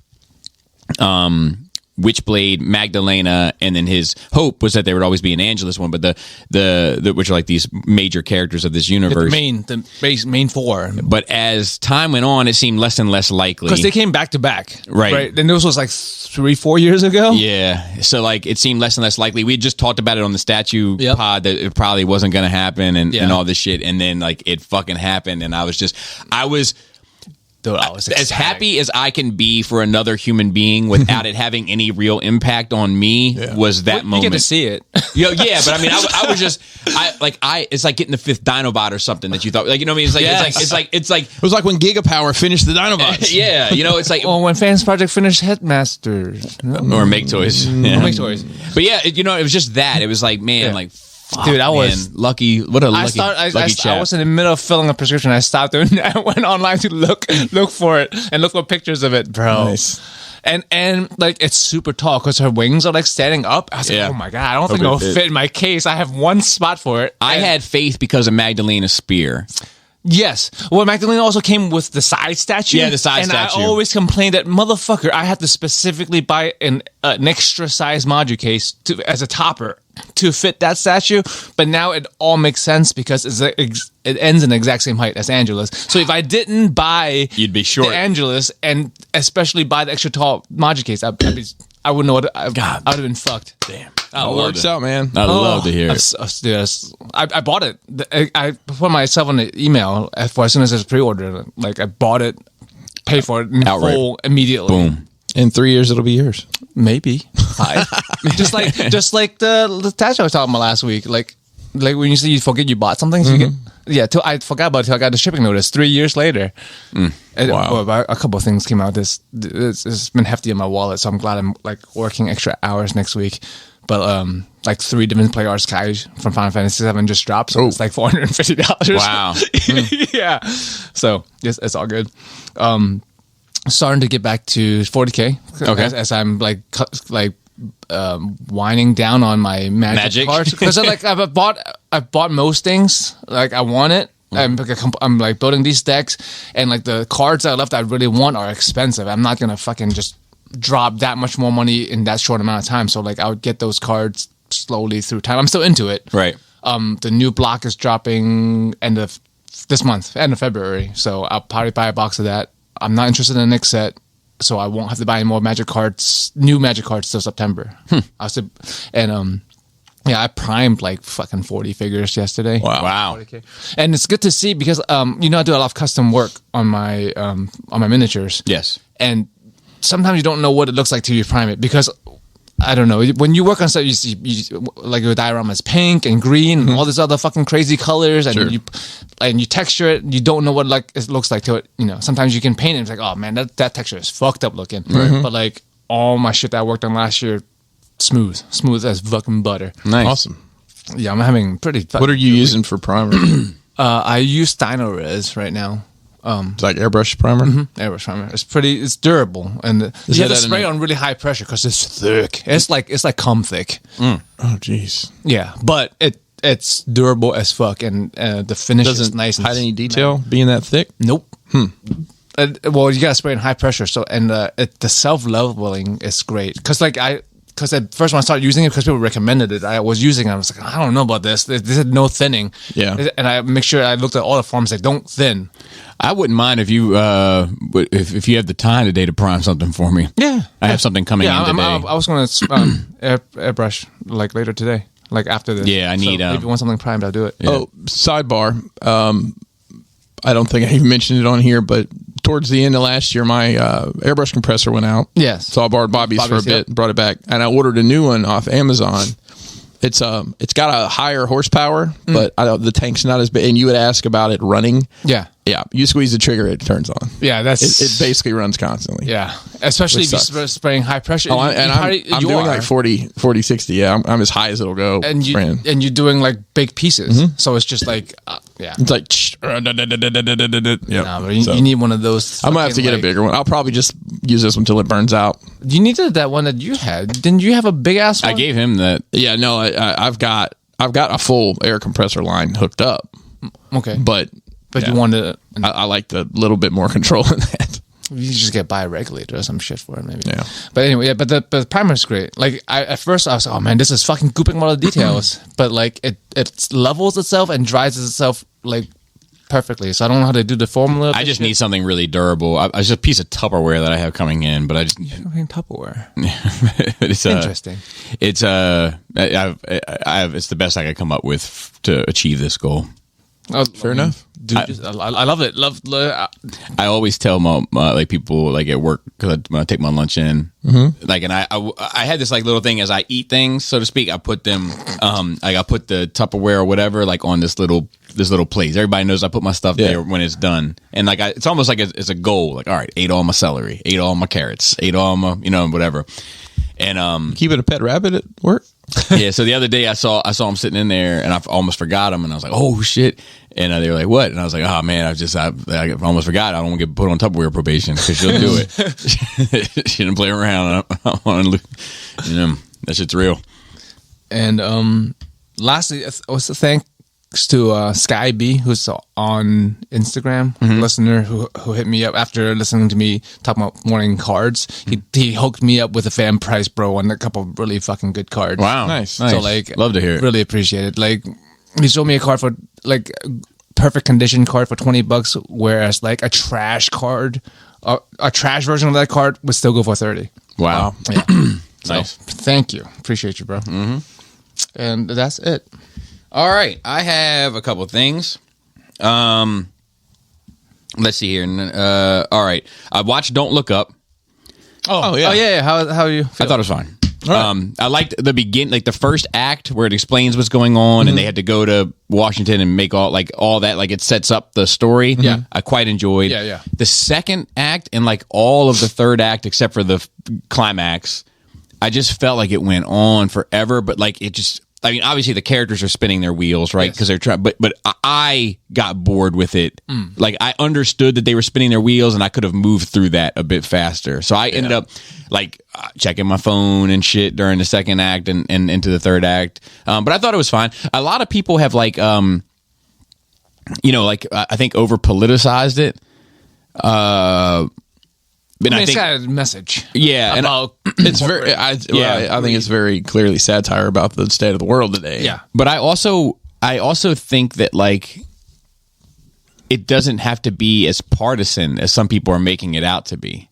That it applies pretty much across the board between politics and science and corporations and the like, regardless of who sits in the throne, so to speak. I think it could be. I'm not saying it is. It could be like if the shoe fits kind of thing. Like they feel attacked because they're a particular persuasion and that they feel attacked. So yeah, I don't know. I just didn't. When I watched it, I was like, man, like. Because like I don't like I feel like everything in my life is already so fucking politicized that like I don't necessarily want to watch anything else politicized. And that was one of my like things that were putting me off to it. Yeah. But then I watched it and I was like, oh, it's not really that politicized. It's social commentary. Yeah. But it was also the thing I was talking about where I was making me antsy and anxious. Yeah, and some like I cured my feet to be not political and stuff, and to like not get myself riled up, and shit like this gets me riled up. So like I was like on the fence. Yeah. So I want to talk about this for a second. I'm continuing with the Sex and the City sequel, and just like that. This is the first episode this past week that I was like really excited about watching because the previous week Miranda leaves her husband, and she's going to go to done with her, and she's going to go to Cleveland to surprise her non-binary friend or new love interest, and you get the impression that surprise is going to go horribly like a wrong. train wreck, right? And I was like, "Fuck! I want to see how it pays out." You know, she's getting on the plane at the end of the, you know what I mean, basically. And the next episode picks up like a month later. Again? Yeah. And I'm like, what? Why does it keep doing that? Why do they keep running from the conflict that motivates the characters' motivations? Maybe you're not the target audience for this show. Well, probably not. But I mean, my wife was confused too. That's like, really we had to stop the episode and go back to make sure we hadn't missed one. You know, like that's the kind of letdown. It was. Like I had that cliffhanger, and then just cliffhanger. I had that happen. Something I was watching recently where it was like I looked away for a minute and I looked back and it was like completely. So I rewound it. I'm like, okay, I didn't miss anything. What the fuck? I'm continuing to watch Righteous Gemstones. Mm-hmm. It's fantastic. It's fucking great. I'm loving every second of it. I highly, highly, highly recommend it. Fucking hysterical. That dude from Eastbound and Down cracks me the fuck up, and his sister in the show. He's got a name, you know. Yeah, I know. It's Danny McBride. Danny McBride. He's funny as shit to me. He is funny. His sister on the show is so fucking funny to me also. But basically, she has this husband. This past episode, the husband, I think, is gay. Mm. You know, he may not be, but he certainly comes across that way.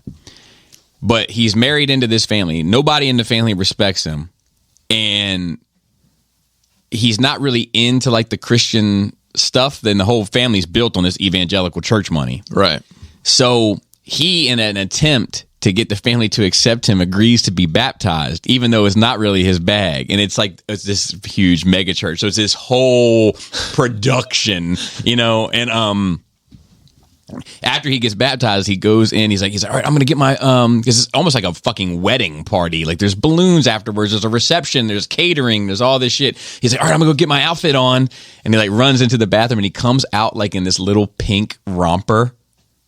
And like it's just so fucking funny, you know? And he's feeling himself something terrible, you know. And he comes out, and his family's like actually pretty practical, but their family hates his family because you know they're not into the whole thing. Yeah, and so they come out, they're like, "What the fuck are you wearing?" You know, and he's it's so good. Highly, highly, highly recommend it. It's one of the funniest shows I've seen on television in a long time, outside of Curb. I finished a drawing this week, which is which is one I started. I started it on my flight to Disney World. Jesus. So, you know, and not because I've been working on it. So, you know, but like just because life happens and I put it down for a week, 2 weeks, you know, 2 weeks turns into 3 or whatever. But I'm proud of it. Start rolling it out.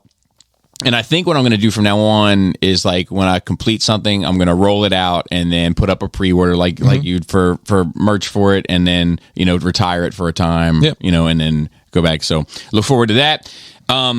Told the shoe shopping story. I watched so we did publish today, honestly, the Bobby Boogie Bop on Wu-Tang Clan, 4 hours and 10 minutes, but very definitive. It tells the whole story of the core clan. Now, next month is Janet Jackson. So I always like to brush up, you know, and remind myself about stuff. And as it turns out, A&E and Lifetime just produced a 4-part miniseries documentary on Janet Jackson. So I went and watched it. I thought it was good. I thought it was well done. Let me ask you guys a question. What do you remember about the 2004 Super Bowl event with her and Justin Timberlake? Like the actual event or what? The fallout? The fallout. The Nipplegate. Yeah, Nipplegate. I remember we were throwing a party at. I mean, in terms of like how, like, so he reaches around. Go ahead. He grabs her outfit. Yeah. Pulls it. Yeah. She has a reaction. Mm-hmm. How would you describe her reaction? It was always hard to read. It came across as fake shocked. Yes.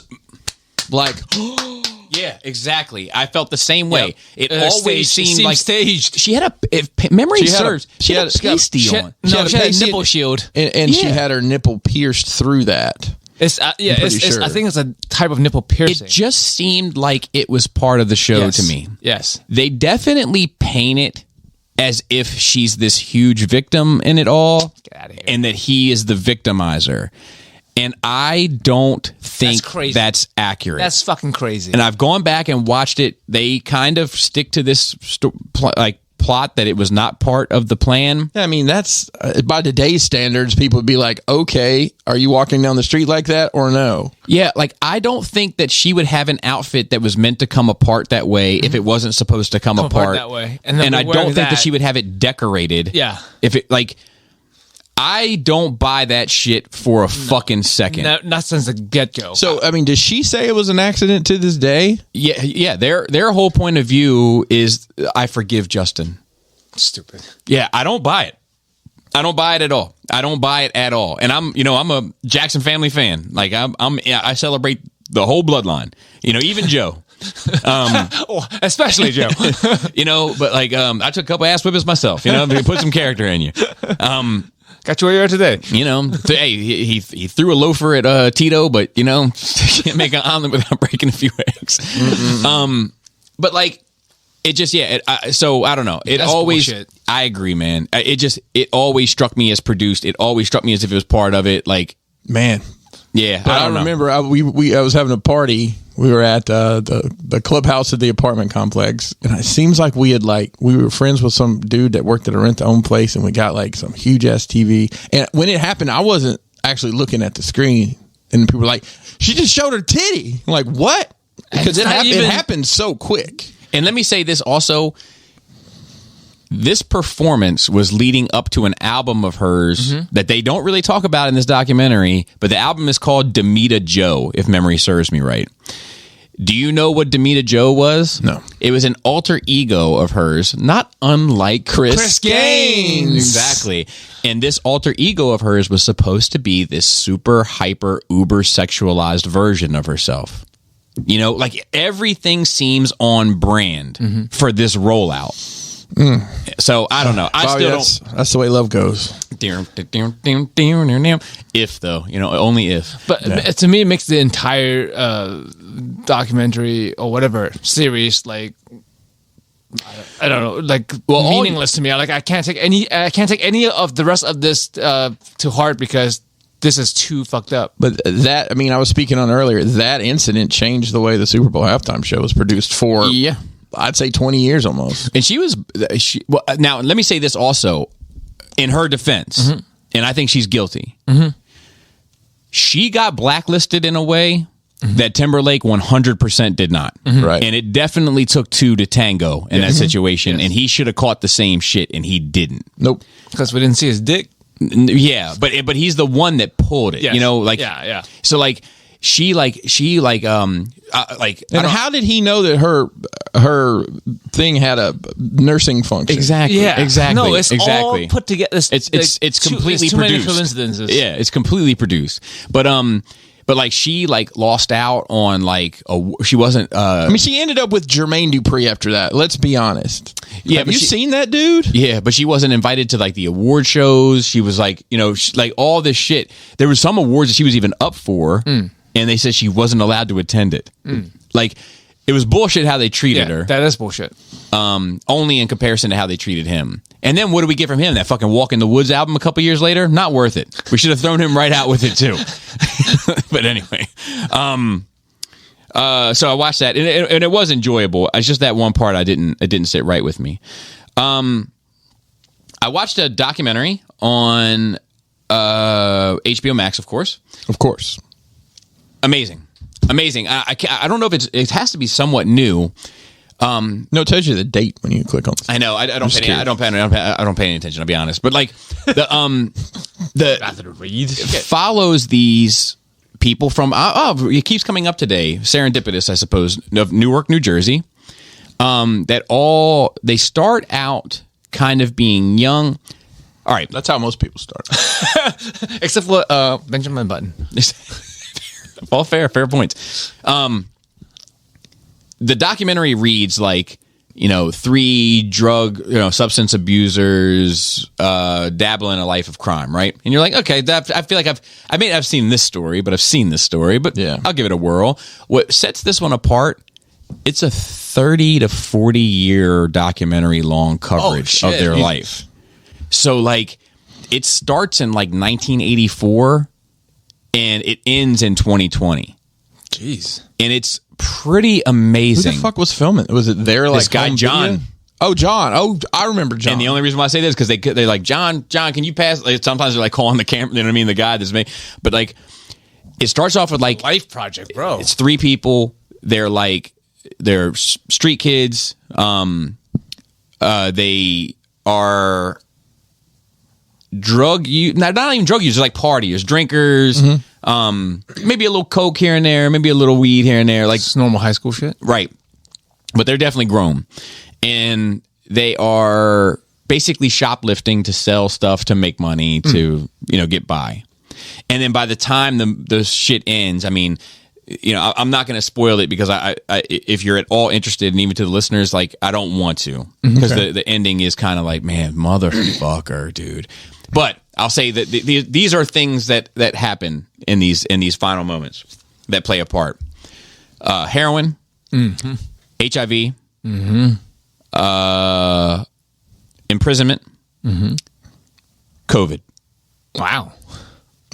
And it's fascinating. Just all of these. It almost reminded me a bit of The Wire, when you just get to see all of these these components that intermingle throughout society that don't ultimately control your fate, but they definitely put those bumpers up in the bowling alley that's the special needs kids use. It's the only special needs kids that use those? No, it's not.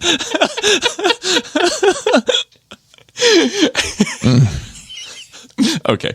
All right. That's my balls. What is that, guy? My balls are back.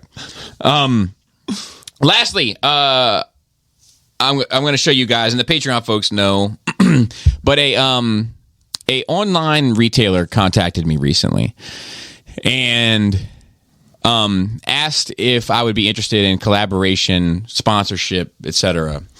And and they were like, look, you're going to get figures 10 to 50% off, and then some will ship you for free. 10 to 50 is a big range. Yeah, I agree. So I was like, probably everything that I want is 10, yes. And then you're fucking, something I don't want to not hurt anybody's feelings. This fucking Optimus Optimal, I'll say it. I don't give a fuck. This fucking Optimus Optimal I looked at. That's the one that's fucking 50% off. Is the 50% are free. And they offered me a KO of MP44 for free. KO. Bless up. So I obviously at that point you don't know my channel, you don't get it, but just fine. Right. And then I said no to that, and then they said, well, or we have this Nicey, the anime-ish RC repaint, which actually it does look cool to me, and so I posted screenshots of it and I put it on Patreon, right? And not all of it, because I mean, I'm not being rude or unprofessional about it. I didn't want to shit. It's gone now, but I didn't want to shit on, because that wasn't the intention. It was just to throw it to Patreon and say, look, here's my idea.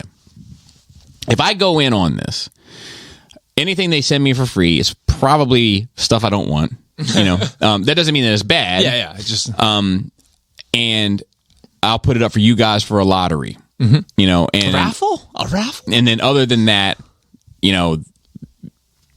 how do you guys feel about this? And I got a lot of people that were like, look, and I respect them. Like, they were like, look, like nobody's at this point, nobody's going to question your integrity. Like, yeah, but by now, right? So I appreciated that. But I got to thinking about it, right? And I talked to Laura about it, I talked to Robert about it. Shout out to Facundo, he wrote me privately. We talked a bit about it, but I got to thinking about it, and I weighed the pros and cons. Right. And the pros to me were I could give something back to Patreon, which I get a lot of love there. So yes. I like the idea of giving something back. The other pro was content. There is sometimes where things fall through the cracks and, I don't have opportunity to take a look at something, and this would theoretically provide that. And then there was a third one, but I always have a hard time remembering it. perhaps speed, getting products that even I want with the discount or whatever from it's their overseas spot. They could probably get it to me faster than waiting, the cons was the other thing, right? And the cons were for me, something didn't feel right in my gut about it. One, two, it seems like a branding mistake to me. Like, and then to piggyback off that from my third, to say this review is sponsored by this online e-tailer made me feel icky. I mean, it always has. There's always a hang up with you being sponsored from the get-go. So I basically said, no, thank you. Mm-hmm. Not in so many words, but like I had a Zoom meeting for Patreon this past Sunday and like told the story in much more detail than I'm doing right here. But I feel good about the decision, and it was professional. It wasn't shitting on it because I'm flattered by the opportunity and all that. Yeah, like it just doesn't fit. Not the right place. It just doesn't fit, man. It doesn't feel on brand. It doesn't exactly. So, but that was a part of my nerd week. So that we can get into some notes. Fuck.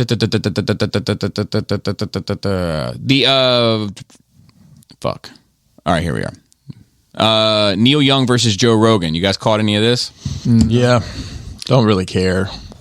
Who is Neil Young? Neil Young is a folk singer from the 1970s. He's a successful musician, recording artist. Neil Diamond. No, oh, dude, not that successful. Bam, bam, bam. Hey, my parents listened to a lot of Neil Diamond growing up. There's a Neil Diamond. I put a Neil Diamond reference in almost every Marvel Legends or Star Wars Black Series review I do.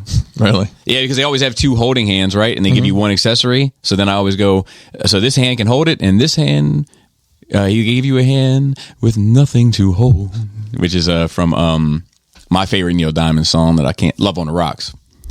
Left me alone here with nothing to hold. Anyway, Neil Young said, if Joe Rogan continues to put out misinformation about COVID and the vaccines, I want my music off Spotify. Okay. They took his music off Spotify. They took his music off Spotify. I assume that would be what happened. But other artists, I think, are following suit. I don't have enough of an opinion to give a shit. I mean, honestly, I've listened to Joe Rogan haphazardly over the years when there's somebody... I was always more interested in the guest he had than Joe Rogan. Like we sometimes have physicists on, like a scientist. Right. When he has somebody interesting on there, I haven't listened to Joe Rogan probably in a year. I think it's I'll say I used to listen all the time. I think it's responsible. I think it's a responsible choice to question everything that our government tells us. Right. Whether I agree with Joe Rogan or not, it doesn't fucking matter. Like, how the fuck did Neil Young all of a sudden want someone to question the government? And didn't want someone to... what fucking bizarre verse am I living in? Right, wrong, or indifferent, like... You grew up in the hippie era, Mac. Yeah. What are we talking about? I mean, I don't know what specifically the question is. Yeah, and I think that, so Joe Rogan... I mean, questioning government, questioning in general is good, but it's questioning things and spreading misinformation is two different things. Like if he's saying he's spreading misinformation, because it does affect... I agree.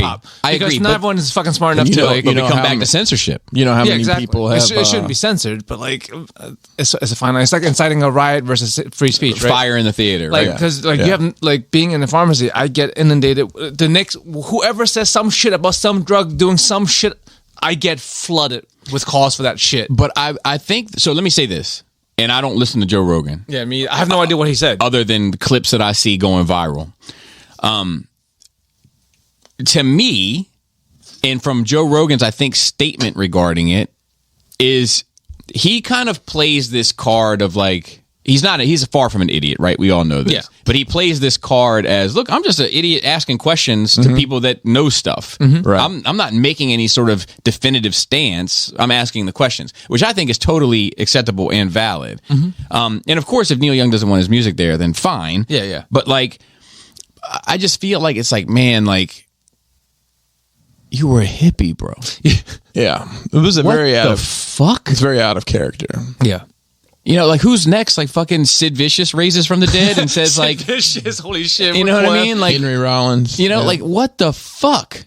Like, I'm not impressed by Joe Rogan. Never really have been. Yeah. That being said, he has every fucking right in the world to ask any question he wants. And you know, like, I don't know, man. I'll tell you when I stopped listening to Joe Rogan is when he went Spotify, because I don't. Yeah, definitely. I don't really use Spotify. I used YouTube. That was it. I mean, I use Amazon Music, and it was on there.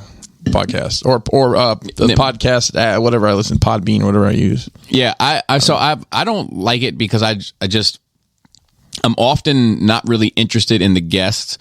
I mean, that's it. I wouldn't just say, oh, I'm going to go listen to Rogan. No, he had some comedians on there that always crack me up when he has comedians on, because he's a stand-up comedian by trade, so sometimes their conversations are really interesting. And I agree, and I'll give you a bit of, like, there can be a spin put on it, right? If you're not super knowledgeable. See, that's the thing. Joe Rogan interviews everybody, musicians, fighters, scientists, you know, right, whatever, left, doesn't matter. And the problem is you can't be knowledgeable about all those things, right? So you can't always ask the right questions. So, like, one of my issues when to call it back to, like, Adam one time had watched the Billy Corgan interview, and Billy Corgan was talking about the problems. I enjoyed that one. I still remember that. Billy Corgan was talking about the problems with the 360 deal, and he's talking about it with Joe Rogan, who's not a musician and doesn't make records, and so he's taking everything at face value because he's not super educated on the shit. So he's getting this very one-sided thing, but then it comes across to everybody that listens that may not be super knowledgeable about it either as the same one-sided thing, because there's nothing to buck the system, because you're talking in an echo chamber, basically, right? Right. So here's the hold on. Here's the thing about this 360. A 360 deal means that a record company eats a piece off of everything. That didn't always used to be the case. It used to be that they got points on your record, and then that was pretty much it. Your shows were all you. Your merch was all you. There was all these other things were all you. Yeah. A 360 deal says they get a little bit of the merch, they get a little bit of the shows, they get a little bit of this, they get a little bit of that. And on the surface, that seems like a horrible thing. But let me say this. There's no way that you're making significant money without a huge label behind you. So, like, yes, Universal may have Taylor Swift signed to a 360 deal. But guess what? Taylor Swift is not doing a sold-out arena tour across the globe without Universal. So it's like, do they deserve a piece of that? Probably. Like, these artists that do these type of accomplishments that usually get signed to 360 deals are there for a reason. The only reason why they're on that pedestal is because they have huge money-moving machines behind them to get them on that pedestal with their own talent and angle. That was always like a question. I mean, in a different sense, because we question, like, Patreon and Twitch and and YouTube, or anybody who takes a piece of the pie just for providing you the platform. And sometimes we're not cool with it, and sometimes we are, I guess. Because we always do questions like, well, you even say, like, we don't have our own platform, so I have to use this platform. But it feels wrong to you that they're taking your money because you providing content, right? Yeah. So, if we're talking about the podcasting thing, or just in general, being a content creator, because musicians are content creators, right? Yes, but YouTube makes perfect sense. It's a 45-55 split. Yeah, and I wouldn't have any sort of fan base without, or viewer base without that platform, right? So they deserve a cut of that pie for sure. My issue with splits comes down to fucking Podbean and the podcast community, because not only is my split nothing. I mean, we're monetized on YouTube now, so we make 11 cents or some shit of episode or whatever the fuck it is. I think it's $11. Maybe. We haven't been demonetized yet. But, like, so we had one video demonetized. I don't know why. I would assume all of them would be. One of them was. I have no idea why. But anyway, I forgot what I was. But like, So the splits are trash there. We get $11 maybe a month from YouTube, and then nothing from Podbean. Even when I think we've had 3 or 4 different advertising campaigns run on Nerd Rage through Podbean. I think our total is about $3.49 accrued so far. And I'm paying Podbean $100 a year. And the thing is like, well, yeah, you're paying them because your show's not performing in a manner, right, which is fair. But while it's not performing that, our retention time for Nerd Rage is pretty high. It's like 80% of the show gets listened to. Wow. Poor bastards. So, like... You're bored.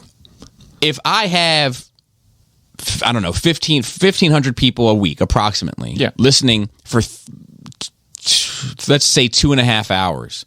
2.5 hours, 60 minutes, or whatever those are in minutes, 120.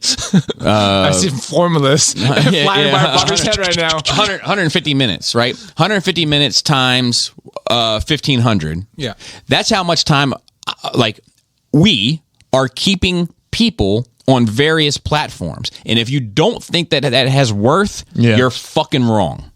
It doesn't matter. It doesn't matter if we have 1,500 people or 1,000 or 500 people. If you can keep that amount of people on a platform, they're 100% using that data as leverage when they sit down at the business table with somebody else. Yes, they are. I mean, it's pretty common knowledge, and you may have even told me this before, like these huge companies, the top 10 artists are basically paying for everybody to make music. Yeah, that's the theory, is that like Elvis Presley, Michael Jackson, the Beatles keep the lights on. And everybody else is, taking an advance and barely paying it back and probably basically living in, music social security? Music social security, yeah.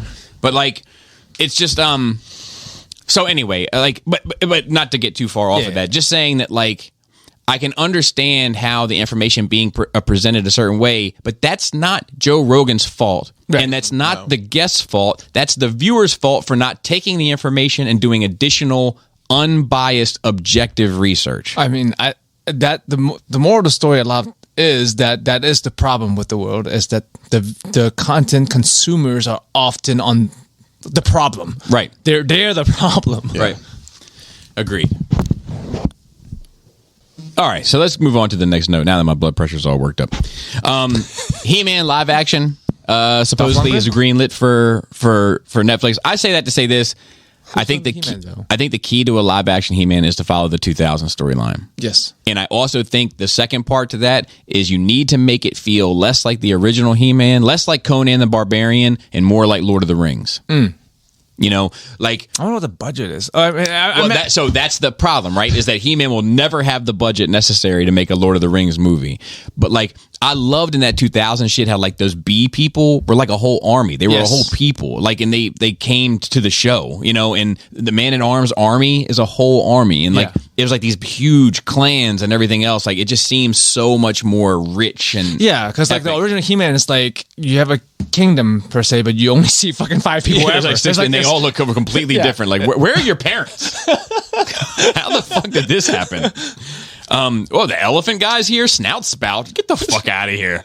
Snout Spout. I want a direct sequel to the last movie, the last live action. I want to see what happened to Skeletor. Yeah, what was that guy's name that played? Is it Burgess Meredith? No, it was an Italian guy. That was blinged out, bro. No, the guy who played Skeletor. Yeah, is it an Italian guy? Yeah, I think so. I don't know. Frank Frangella, something like that. I don't know. Anyways, I just want to see what happens to him. Hold on. Because it was such a good movie. Yeah, Frank Langella. Okay. Yeah, I don't think he's alive anymore. Yeah. I could be wrong. They could CG it. I mean, I thought fucking Louis Anderson was dead until we found out he just died. Yeah. Yeah. He, one day I'll be on fries. That's when the real money starts rolling in.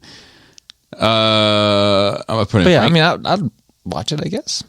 I didn't watch the cartoons, the new ones. Like, it's he's still well rated. Apparently, he was in the movies that made us, wasn't he? He was in. He talked about it on Toys That Made Us. Dude, make some noise for Frank Langella still being alive. Like, I remember him talking about shit when they talk about the He-Man toys. Yeah. Born January 1st. Happy birthday, 1938. Hell yeah! Wow. Hell of a run, Mac. All right. So then the next thing is this Halo trailer. Have you seen this? Like this live action movie? I saw stills of it. But I don't know, and I no offense to anyone who loves Halo, I don't give a shit. I've never played Halo a moment in my life. It's gonna be a hard podcasting career, Chris, if we don't start giving a shit here and there about something to talk about. Sorry. Well, the good part about this podcast is the three of us is a Venn diagram, and we all care about shit that the other two doesn't. Somebody will care somewhere. So my thing is like watching it. It looks the part. Did you watch Fall of Reach? I just watched the trailer. Okay, this was another live action movie show. Movie, I guess. It was kind of short. I think it was maybe an hour long. It's a Halo movie. There was a live action Halo movie. No, fuck no. From several years ago, and it was pretty well done. Where like it wasn't focused on Master Chief, who's the main character. Yes, Master Chief. Are you familiar? I'm familiar. But it was like focused on the setting was an academy of people training to be soldiers, and then shit goes down. They get attacked, and like Master Chief is like a background character. Like he came in to the rescue, so he's this like mythical character that came, and I thought it was done very well. Yeah, I haven't seen it, but like it looks. I'll say a lot of the the war elements of it look a lot more like Black Hawk Down than they do like a sci-fi, and I think that's the way to go. It is. I mean, Halo. I mean, I didn't play the games. I'm not a big first-person shooter person, but I enjoyed the lore. I read all the books. I read a bunch of Halo books, and I like the character. So I'll check out the movie. I don't know if I'll make it to the theater, but I mean, it's supposed to be more serious. It is sci-fi, but it's supposed to like not just be funsies. Yeah. Did you see, while we're on the top, did you see the Riddler crashes the funeral scene from the Batman movie? I'm not watching any more Batman trailers until the movie. How are you doing the me route? No trailers? Well, I already know I'm going to see it. Yeah, and at this point, I just want to save. Right. So I watched it. I definitely don't feel spoiled by anything in it, but like... You never do, though. Nah. I only want toilers. Which, based on McFarlane's actions, I probably shouldn't go see it. But I'm not. Look, I got to say this. So, or let me say a couple things about it. Love the tone, and I was having this conversation. I was like, man, thank God, another serious comic book movie. And then I had to ask myself, is that all you want? And the thing is the answer is no. But the problem is I'm not getting any of it. Yeah, not enough. Yeah, so like it's like music. Like I'm never the guy that hates the songs on the radio. I think the songs on the radio are pretty good. That's why they're on the radio. I just want some diversity. You know, give me the pop gum, the pop gum, the bubble gum shit, and then give me some meat and potatoes sometimes. Some country. On the country music station where it's appropriate. Hey, I can't believe they still have separate stations for different music. But I mean, even within genre, right? Yeah. Like, I'm sure that country music fans are pissed about what country music radio is playing. Oh, absolutely. You know what I mean? Like, just spice it up. Give me, celebrate the whole genre, not just the 5 people that are paying the fucking radio station behind the scenes. But that's another story. I celebrate the man's entire catalog. That's why you can afford a 360 deal. But anyway, I say that to say this. I like the tone. Let me say, I'm not sold on this guy as Batman. I'm not buying it. I keep wanting to buy it. I'm not. And like, you get to see him as Bruce Wayne in this clip, and I'm like, man, I don't feel like it's Bruce Wayne. I don't. Like, I hate the fucking mask. The ears are too far back. The collar makes him look like Count Chocula. Yeah, there's a couple things about the suit I'm not crazy about. And I'm not like him. And I've got some concerns about this movie. I'm going, and I'm excited. Of course. And I'm 3 excited. hours. It's 3 hours, which makes me even more excited after in a post Justice League world where I'm like, I know I'm up for this now. I'm up for the long term format. Like, unless it sucks, give it's like me 3 the hours anti TikTok. But then I want to live in the anti TikTok world where everything is long, so to speak. Girthy at all, or just looking for length? But anyway, I'm just not sold on this guy yet, and I'm still going in with an open mind. But I haven't seen anything from him, with the exception of when he's beating that Joker clown, just relentlessly. It seems like I haven't seen anything from him that I'm like, all right, I see Bruce Wayne or I see Batman. It just looks like somebody dressed up in a very poorly designed suit. That's next month. Yeah. And then lastly, there's a Legacy of the Fifth. That's from my drinking days. I'm sober now. That's why I'm putting Legacy of the Fifth. Legacy of the Sith expansion pack for the Old Republic. I only put this in there. It seems fine. I only put this in there that I'm happy that in some way, shape, or form, there's still life in that pocket of Star Wars. That it hasn't gone completely stagnant. That somebody's still stirring the pot. It hasn't been put in the freezer. You know, it's still got. It might be on just simmer, but somebody's there. Somebody's still there. Yeah. I mean, the interest is there for it. Right. I'm hoping to see. I would wish they would do something in that era. I think that's the key to Star Wars right now. All right. So we will go through our questions. And you can send questions to nerdrageradiomail@gmail.com. Are we ever going to get a different address? Or this is I don't think so. That's just it, no. Richie K. Play your own Star Wars. Hello, hey, Spell Table. I'm currently running a D&D style campaign based in the Star Wars universe for a few friends. So after Revenge of the Sith, but before Rebels, I'm trying to keep my players away from all major characters and events so that they don't feel like they are trapped in already set in stone events, but still keep it unique and interesting. If you were to have your own Star Wars adventure, what places would you like to go? What would you like to do? What obstacles would you want to go up against? Thanks for helping me out. I'm sure the players will appreciate the idea or perhaps curse you out for dropping them in the shit if that's what you suggest. I have an idea. And also the fact that like there's a whole fucking galaxy. Sometimes it just seems really small because they keep seeing the same people in the same places throughout the series. But there's a whole fucking galaxy out there. Like that last Star Wars video game I played, it was cool that they had some other worlds, and apparently that's all canon. So they've expanded it a little bit that way. What planet would you? You can always add your own in a setting like this. Yeah. My recommendation, since it's after Sith, before Rebels, is to go back to all of the major planet events where the major Jedi generals were taken out in the Purge. So you go to that Ash planet where Ki-Adi-Mundi was killed, and you had to do something there that relates to that event regarding Ki-Adi-Mundi. And the same thing for Felucia, where Aya Sakura was killed at like Flower Planet. That one that was like the whole planet was like upside down bridges, where like you know, you go to all of those planets where these major generals were killed, and the killing of the purging of these major Jedi generals is the reason why you have to go there. You have to. Can I add on there? Yeah. You're looking for lightsabers. You go in there looking for lightsabers. Because, that's the adventure.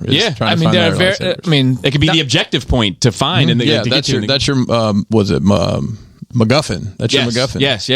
Because at that point it's very abundant. Yeah, but like from that point on, like there's no more lightsabers being made. Right, it becomes a very rare and special item. Yeah, and the other. To play on my own thoughts is, and I'd have to ask this question because I don't know if this was still happening. Was pod racing still going on during this time period?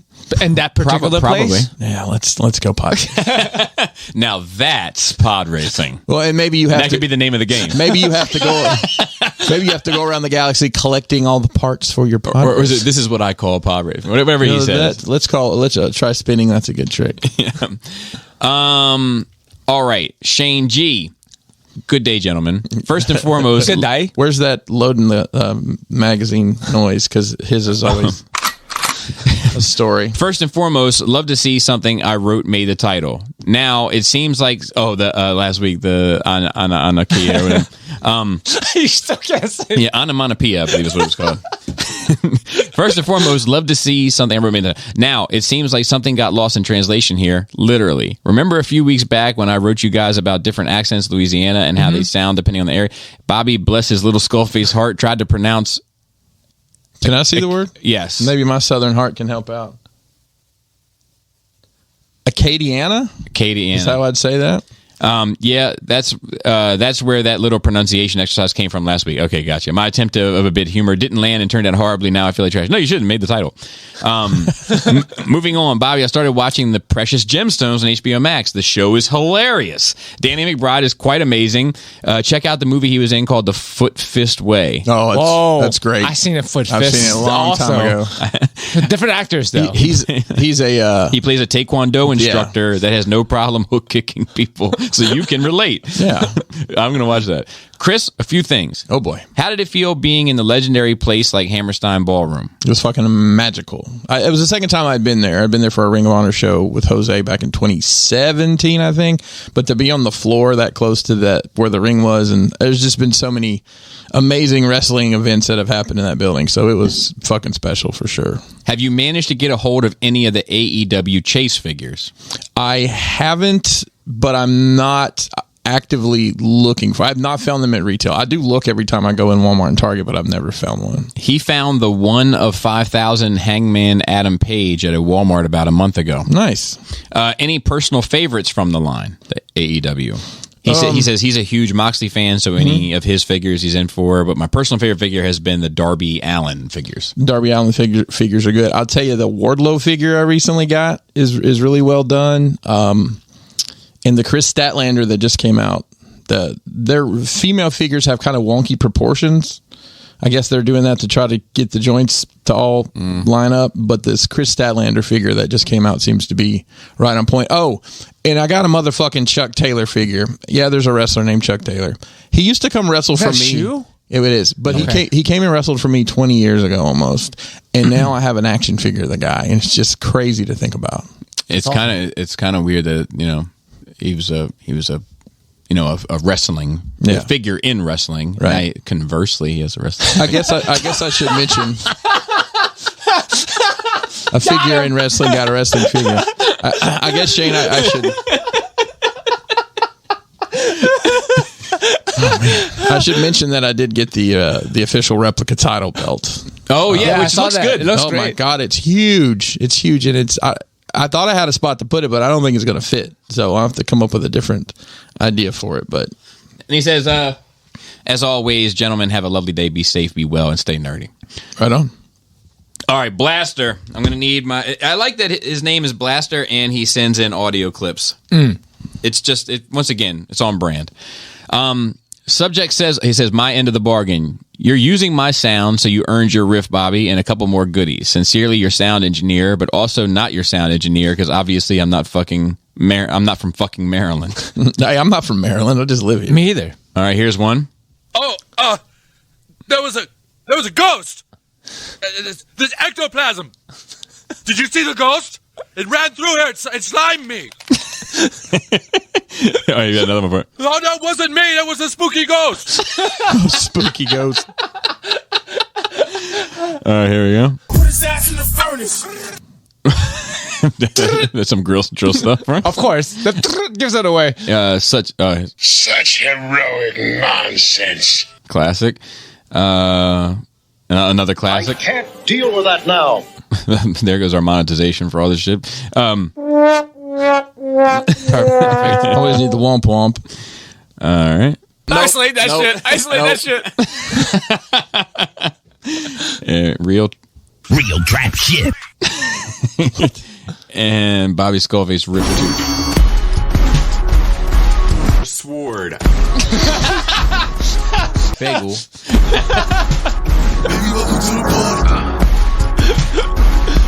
What's up, everybody? A sword. It's pretty good. Bagel. Bagel. And Pello. That's another Just one. missing theater. Yeah, theater. All right, so John Garinger wrote in. Fans Toys question. I'm torn on a collection question going, I can get a good answer from... I'm torn on a collection question. Can I get an answer from you guys? Currently in my collection, I have the X-Transbot Stunticons. For me, they are the perfect scale. Fuck the Sunbow chart. And a good set. As long as you can handle it with kid gloves. And I know the Fans Toys are going to be better, but not really a question there. But are they better enough for me to say, fuck my idea of scale and hunt them down? Just going for bot modes, by the way, not caring about combine mode yet. So I would say... Yeah, I would say that if you don't care about the scale and you're happy with what you have, then go for them. Don't spend another $600. Yeah.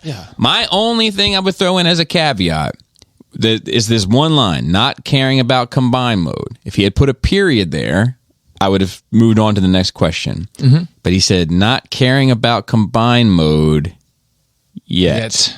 Yeah. And my thing with that is if you are thinking in the back of your head that I'm also going to have a Minosaur, and you want the Minosaur to be different just to experience a different set of figures, if you're not going to get the DX9, jump on the Fans Toys now. Is this still possible? Well, you can get all before. I mean, all but one. I mean, pricing wise. Well, yeah, you had to pay through the tooth, I'm sure, but like through the nose, not through the tooth. That's a long tooth over there. Unless they're so long they go through your nose. Oh, like a boar. Because the aftermarket price on them is going to be crazy. So if they re-release some, as they tend to do, or whatever, then just keep your mind and eyes open. If you think in the back of your head that one day you're going to have a Minosaur, but I'll tell you what, the DX9 Minosaur is great. Yeah, you know, like the Army Corps of Engineers is great. KFC. Hey, Power Rangers, never gets old. With the rumors of more price increases coming to Hasbro, I think that's not even a rumor anymore. I think that's a fact, which I would assume is becoming of shipping prices. But that being said, if it's going to cost more, can't we hold them more accountable for QC mistakes or paint app errors? I'm well aware they are making the products for the same price, so neither will probably happen. But as someone who collects all the Lightning collection figures, they've been making quite a few mistakes lately on paint deco, and I just feel it's unacceptable for a $25 figure. Sorry for the rant, just looking for your guys' feedback. I mean, they should be held accountable regardless. What's a Lightning collection? It's Power Rangers. Oh, okay. So I'll speak on this for a sec. So yeah, even though these are collectibles, things that if you could buy that at retail, it's still a mass-produced item. Yeah. And you're going to have mass-produced mistakes no matter how much they charge for it. So, I mean... yeah, and the thing is, I've gotten to where I kind of overlook stuff like that on retail stuff. I just it is what it is. I can buy another one if it bothers me that much, or I can just... I have Figuarts figures that have eyes that are wonky donkey. Yeah. That's my new shit, by the way. The wonky donkey. You know, it's just I have Hot Toys where the eyes ain't 100% right. You know, like... I mean, I bought Hot Toys where, you know, do you think sometimes people are more forgiving for that kind of shit than they are, like... retail figures? Like you get a Hot Toys figure and you know something that falls off immediately, you're like, well, it's delicate and handmade, I'll just glue it back on. Whereas so I don't feel that way. Yeah, I don't feel that way either. Okay. Yeah, I'm the opposite. But this, my opinion, and this always comes across a way which I don't necessarily feel like is accurate for how I feel about it. But like, it's a $25 figure. Yeah, you know, and if they raise it to be a $27 figure, guess what? It's a $27 figure. Like it's going to be a dice roll. You know, like. We're sitting here talking about $250 figures. Exactly. We're like, it's different. Our demographics is different. We have different. We buy different merchandise, right? Like, if that price range figure is all you ever get, then like your perspective on it's going to be a little bit different than ours, right? And I mean, I buy $25 figures, like you know, regularly. It's just part of the range of things we buy. But it's like when I buy, like I got this Black Series Wave, right, which is all but fucking useless. But like just some of the dumbest fucking figures I've ever seen. Just fucking awful. Almost all of them, except for Fennec Shan is like the one I don't give two fucks about. But like at the same time, it's like, you know, I tell myself when I open those up, you know, that I'm like, well, it's a $25 figure. Like, what do I want from But I mean, I do think looks good. There should be some kind of QC. Like, for sure. Money, it's still money. And money is money. It isn't like you buy 10 figures and 4 of them are fucked. No, you may have one or two out of those that have a paint app that's off. And even to be fair, I'm not even talking about QC issues with my. I think all mine are fine QC wise. They just have some goofy shit about them. Like the Bib Fortuna is pretty much a statue with some moving. Well, that's design. I think they're talking about specifically QC. errors. That's fair. Yeah, like poorly designed figure or poorly designed product, you buy what you buy. Like you chose to buy the product. You're right. If you chose to buy something that's brown and it comes in beige, you know, that's not on you. You're right. And the other thing about, you know, well, retail is challenging to find at retail, but I mean, if you buy these on Amazon and it comes in and you don't like the paint, send it back. Order another one. Yeah. Just send it back. Yeah, I mean, or you know, and use a trusted retailer or whatever. But also, like, you know, and I like this thing. Like, I mean, I know a lot. Like, I know this guy because he writes in regularly. But like, you know, I don't know these people. Like, you know, because I do know that there are people that like expect perfection. Yeah, when it comes and it's pretty unrealistic, regardless of the price point. Right. Yeah. But if it's something that's like a huge fucking error, you know, start buying from places where you can fucking return the shit and get into something else. Because it is if something's just like, you know, like there's been some where like the Marvel Legends, like or whatever, like the Marvel Legends, like movie ones or the real paint application just been like off. Like the fucking eye is where the ear is and shit. Like, you know, like that's unacceptable. No, that shouldn't have passed. Regardless of price that shouldn't have point. made it out. And that doesn't matter if that we should be holding them as accountable at $10, Yes. as we should at $27 for something that's just all the way wrong. Yep. You know, so return that shit, man. Fuck them. I mean, ultimately, Consumer protection is pretty good nowadays in general. yeah, that's true. I agree. So this is from Sean W. Dracula Loaf. Hi, NRR crew. I'm too late to wish you a happy New Year, so instead I wish you an early Happy President's Day. No, it's Chinese New Year today, everybody. true. It's February 1st, It's so true. Happy New Year. I love it when a plan comes together. That's them shooting the people protesting in Hong Kong. Rubber bullets, people. Rubber bullets. Yeah. Oh, brother, bullet kills, bro. I watched that trailer for Dracula, the original living vampire, and was surprised to see it's an Asylum production. You'll remember Asylum if you frequented Blockbuster back in the day. They were the company that put out straight-to-DVD knockoffs of current movies with similar names. Transmorphers. He says that. Yep. Asylum made Transmorphers. When Snakes on a Plane came out, they made Snakes on a Train. Yep. They literally every movie. They're also the Sharknado people. Yeah, but that's like they're good for what they. If you want to watch it, they're fucking great. Listen, when Interesting. I was in the film industry, I had people like on release day that would come in and, Yeah. did you get in so-and-so Asylum? I'm like, yep, we got 2 copies. Oh, I definitely want to always check those out. I mean, it's like watching any other spoof movies, not another teen movie or scary movies or any of those. Like that's what you're going for. Yeah. Except it's like low budge.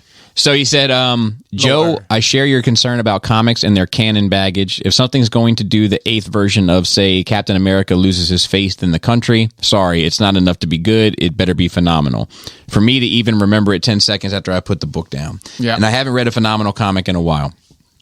Bobby, I'm one of those people you hate who claims they're not that into music. I don't hate them. I just tend to find them not very interesting. Just to be fair, I don't hate them at all. I know some of my best friends don't listen to me.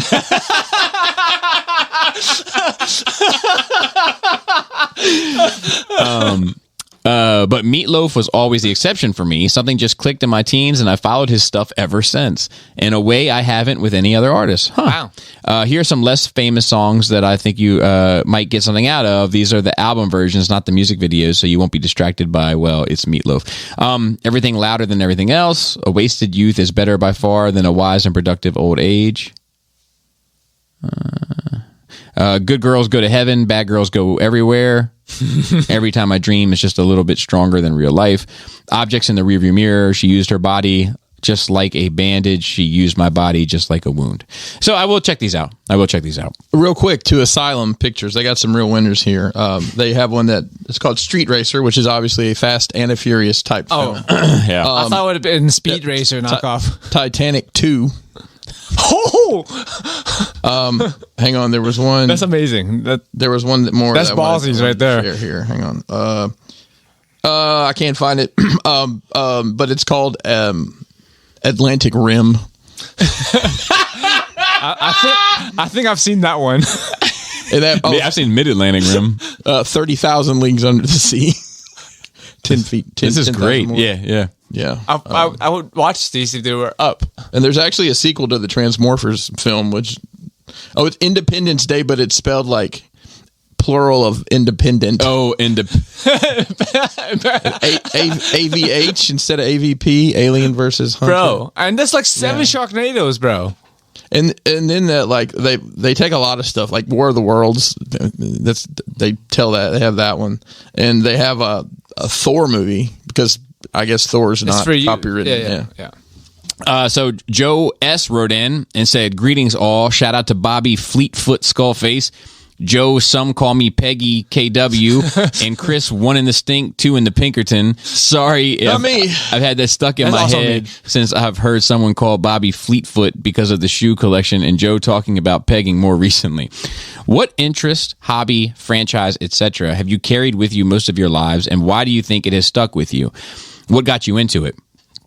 For instance, mine is Transformers. I have no idea how I was exposed to it as a child in terms of media. I only remember renting the VHS tapes from the local rental place. Don't even remember seeing it on TV and didn't have a comic book shop around to get comics. So I don't know what made me start watching it. I know Hoist and Dirge were my first Transformers, but I can't remember how I got them. Despite that, I always managed to have a connection to them my entire life and have always managed to enjoy to different degrees the franchise throughout my life. Also, y'all's conversation the other week about the ancestry stuff got me interested. My mom's side of the family always said we had an ancestor that helped save some lord's life in England and became some member of their house. I figured I'd look into it and see if it's anything interesting. I'll let you know. Sounds good.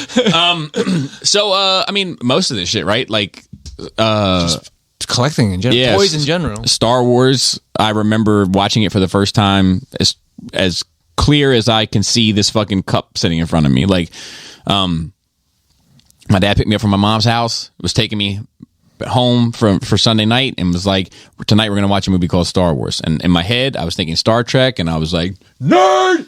And I was turned off by it, didn't want to see it, was kind of kicking and fighting, like hated the concept of it. The fucking movie started, the yellow words going up the screen. I was like, this is exactly what I expected. Fucking reading. We're going to fucking read this fucking thing. Then the troopers came down the white hallway, and I was like, dumb. Look at their helmets. Dumb. Look at a bunch of dicks. They're dumb. And then the door fire, and then the door blew open, and stormtroopers and Vader walked through, and I was like, all right, wait a minute. Let's settle down. There might be something to this. And it had me right then and there, you know, and I've carried it with me all my life, even now where I'm like completely furious with its direction. I can't quit it, you know. I can't quit. Wish I knew how to quit you. Yeah. DC was the Adam West shows when I was a kid, watching the fucking Batman shows and like just being enthralled with it, and then having the superpower toys to go along with it. And I knew I had characters that I didn't have the fucking knowledge of. I was just like, man, this guy in this, you know, green and black suit looks cool, and he's got a little ring on. I bet you that's got something to do with something, you know. and like that, I had no idea who he was. Marvel I got into as a teenager with Spider-Man and X-Men, you know, and then that's kind of been with me ever since. And Transformers, G.I. Joe, He-Man, all that shit was just from watching cartoons after school, and, you know, and then getting at it. Like, but I've kept pretty much all of it. I mean, and music, like my mom playing music when we had to clean the house. Nothing really in my dad's house. Like, he was playing fucking Rock Around the Clock and shit. He grew up with. But, you know, every like Saturday morning and Sunday morning, which is where, like, but that was my happiest moments with my mom, because like she wasn't drunk yet. Like, she was sober, and she wasn't like later on in life, she kind of became a happy drunk before the evil drunk. But when I was younger, she was never the happy drunk. It was like one drink and she could turn into a menace. But like, she would put on music, and then we'd clean the house. And like, I loved it. I loved cleaning the house. I was like the only kid in America that loved cleaning the house, but it was because the music was going. And my mom listened to like 80s rock, 80s R&B, 80s pop. Like, I grew up on all that shit, and like 70s R&B. So like, I grew up on that shit, and it had a profound impact on me, you know, like, and then hearing Thriller for the first time and all this shit, like, it's just like, I never left its side. It's funny because like, I had this conversation at work sometimes because people associate me with this, right? But whenever like music comes up and they find out how like super into it I am, then I'm like, yeah, I'm known for like the toys and the comics. But the truth is I know more about music than I know about any of this stuff combined. Like, every piece of media that I consume by myself is music related.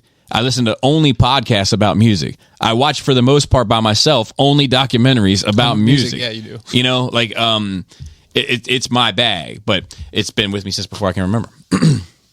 You guys? I mean, I was born into it, molded by it. Dude, I was surrounded by anime and toys as far as I fucking remember. Like, the longest, like, oldest memory I have, because in my culture, this shit is normal. Right. Like, this kind of figures and toy stores are everywhere. It's not just we have KB Toys here. You assembled the 85 line of Transformers, didn't you? Huh? Who? Weren't you the No, I built them. So, like, I thought you said it was your uncle that. Yeah, my uncle had worked in a factory in China that would come back with defects. But no, like, I see it everywhere. Like, it's still normal. We have like no toy store anymore. But if you go to Hong Kong now, like, going down the street, you just see stores where they sell like Cokes and snacks and model kits. Like, so I was always in on it. And I think, to me, is personally, it's all an extension to sci-fi. I love sci-fi. I love everything about sci-fi, and I think all nerdy shit is probably some derivative of sci-fi or fantasy. Right. So I think that's anything I can relate to that cool science shit. I saw Deliverance when I was 8. Just let it run. Just let it run. Just let it run. That really molded my adolescence. Found out that's the kind of man I wanted to be. I'm kidding. No. Same thing. I mean, I've never not collected. When you're a kid, you're not. I mean, I wasn't consciously collect. I had stuff, but I never really stopped buying some sort of collectible and then selling it and then buying it. Sure. And then selling it. Well, yeah, you're not wrong. I mean, like I remember, once in middle of high school, it stopped for a bit, but like the Kenner Aliens and Predator stuff came out. Right. And there were several of us that were, pretty nerdy about stuff at school, and we all started buying those. And I had the playset with the slime. I had all of it. Right. The mail away figures and all that. And, it's, got back into wrestling real heavy and started buying. I had a ton of wrestling figures and, just wandered into, Transformers when the Masterpiece stuff came, and here we are today. Here we are. Yeah. Yeah. I mean, it's, still update. I'm still not drinking during the week and still not into it. Yeah. I don't think you would be. I mean, I'm still I don't think you ever. I think it's just something you do. It's like not eating as much greasy fast food or whatever as you get aged. That's what people do, I think. Yeah. I don't think you enjoy that. That's just something you got to do now. Well, I don't know if I'm going to do it forever. Like I said, my plan was just to do it till Valentine's Day. That was the goal. It can't come soon enough. The day of love. But I mean, I don't know. Like I might put a different. Like I might add a day and see how that. See if like a 3 to 4 feels different than a 2 to 5. But we'll see. And I'm trying to think if there's anything else, or we can just get the fuck out of here. And I think we can just get the fuck out of here. Yeah. All right. So, let me see. Shout out to the rest of the Cool Table. Anybody listens to this part of the Cool Table, as far as I'm concerned, and shout out to the rest of the Nerd Rage team. Ricky Tiki Timber, who had a birthday. Happy birthday to Ricky. Happy birthday. Doing the videos and stuff. Raul on IG. Phil on our notes and on Twitter, and Dante, of course, on Facebook. And next week we're probably going to have some guests because Joe's a busy bee. I'm working Monday through Wednesday. So we'll plan that out too. But with that, Flappy Labius. Tasty taint. tight dick player.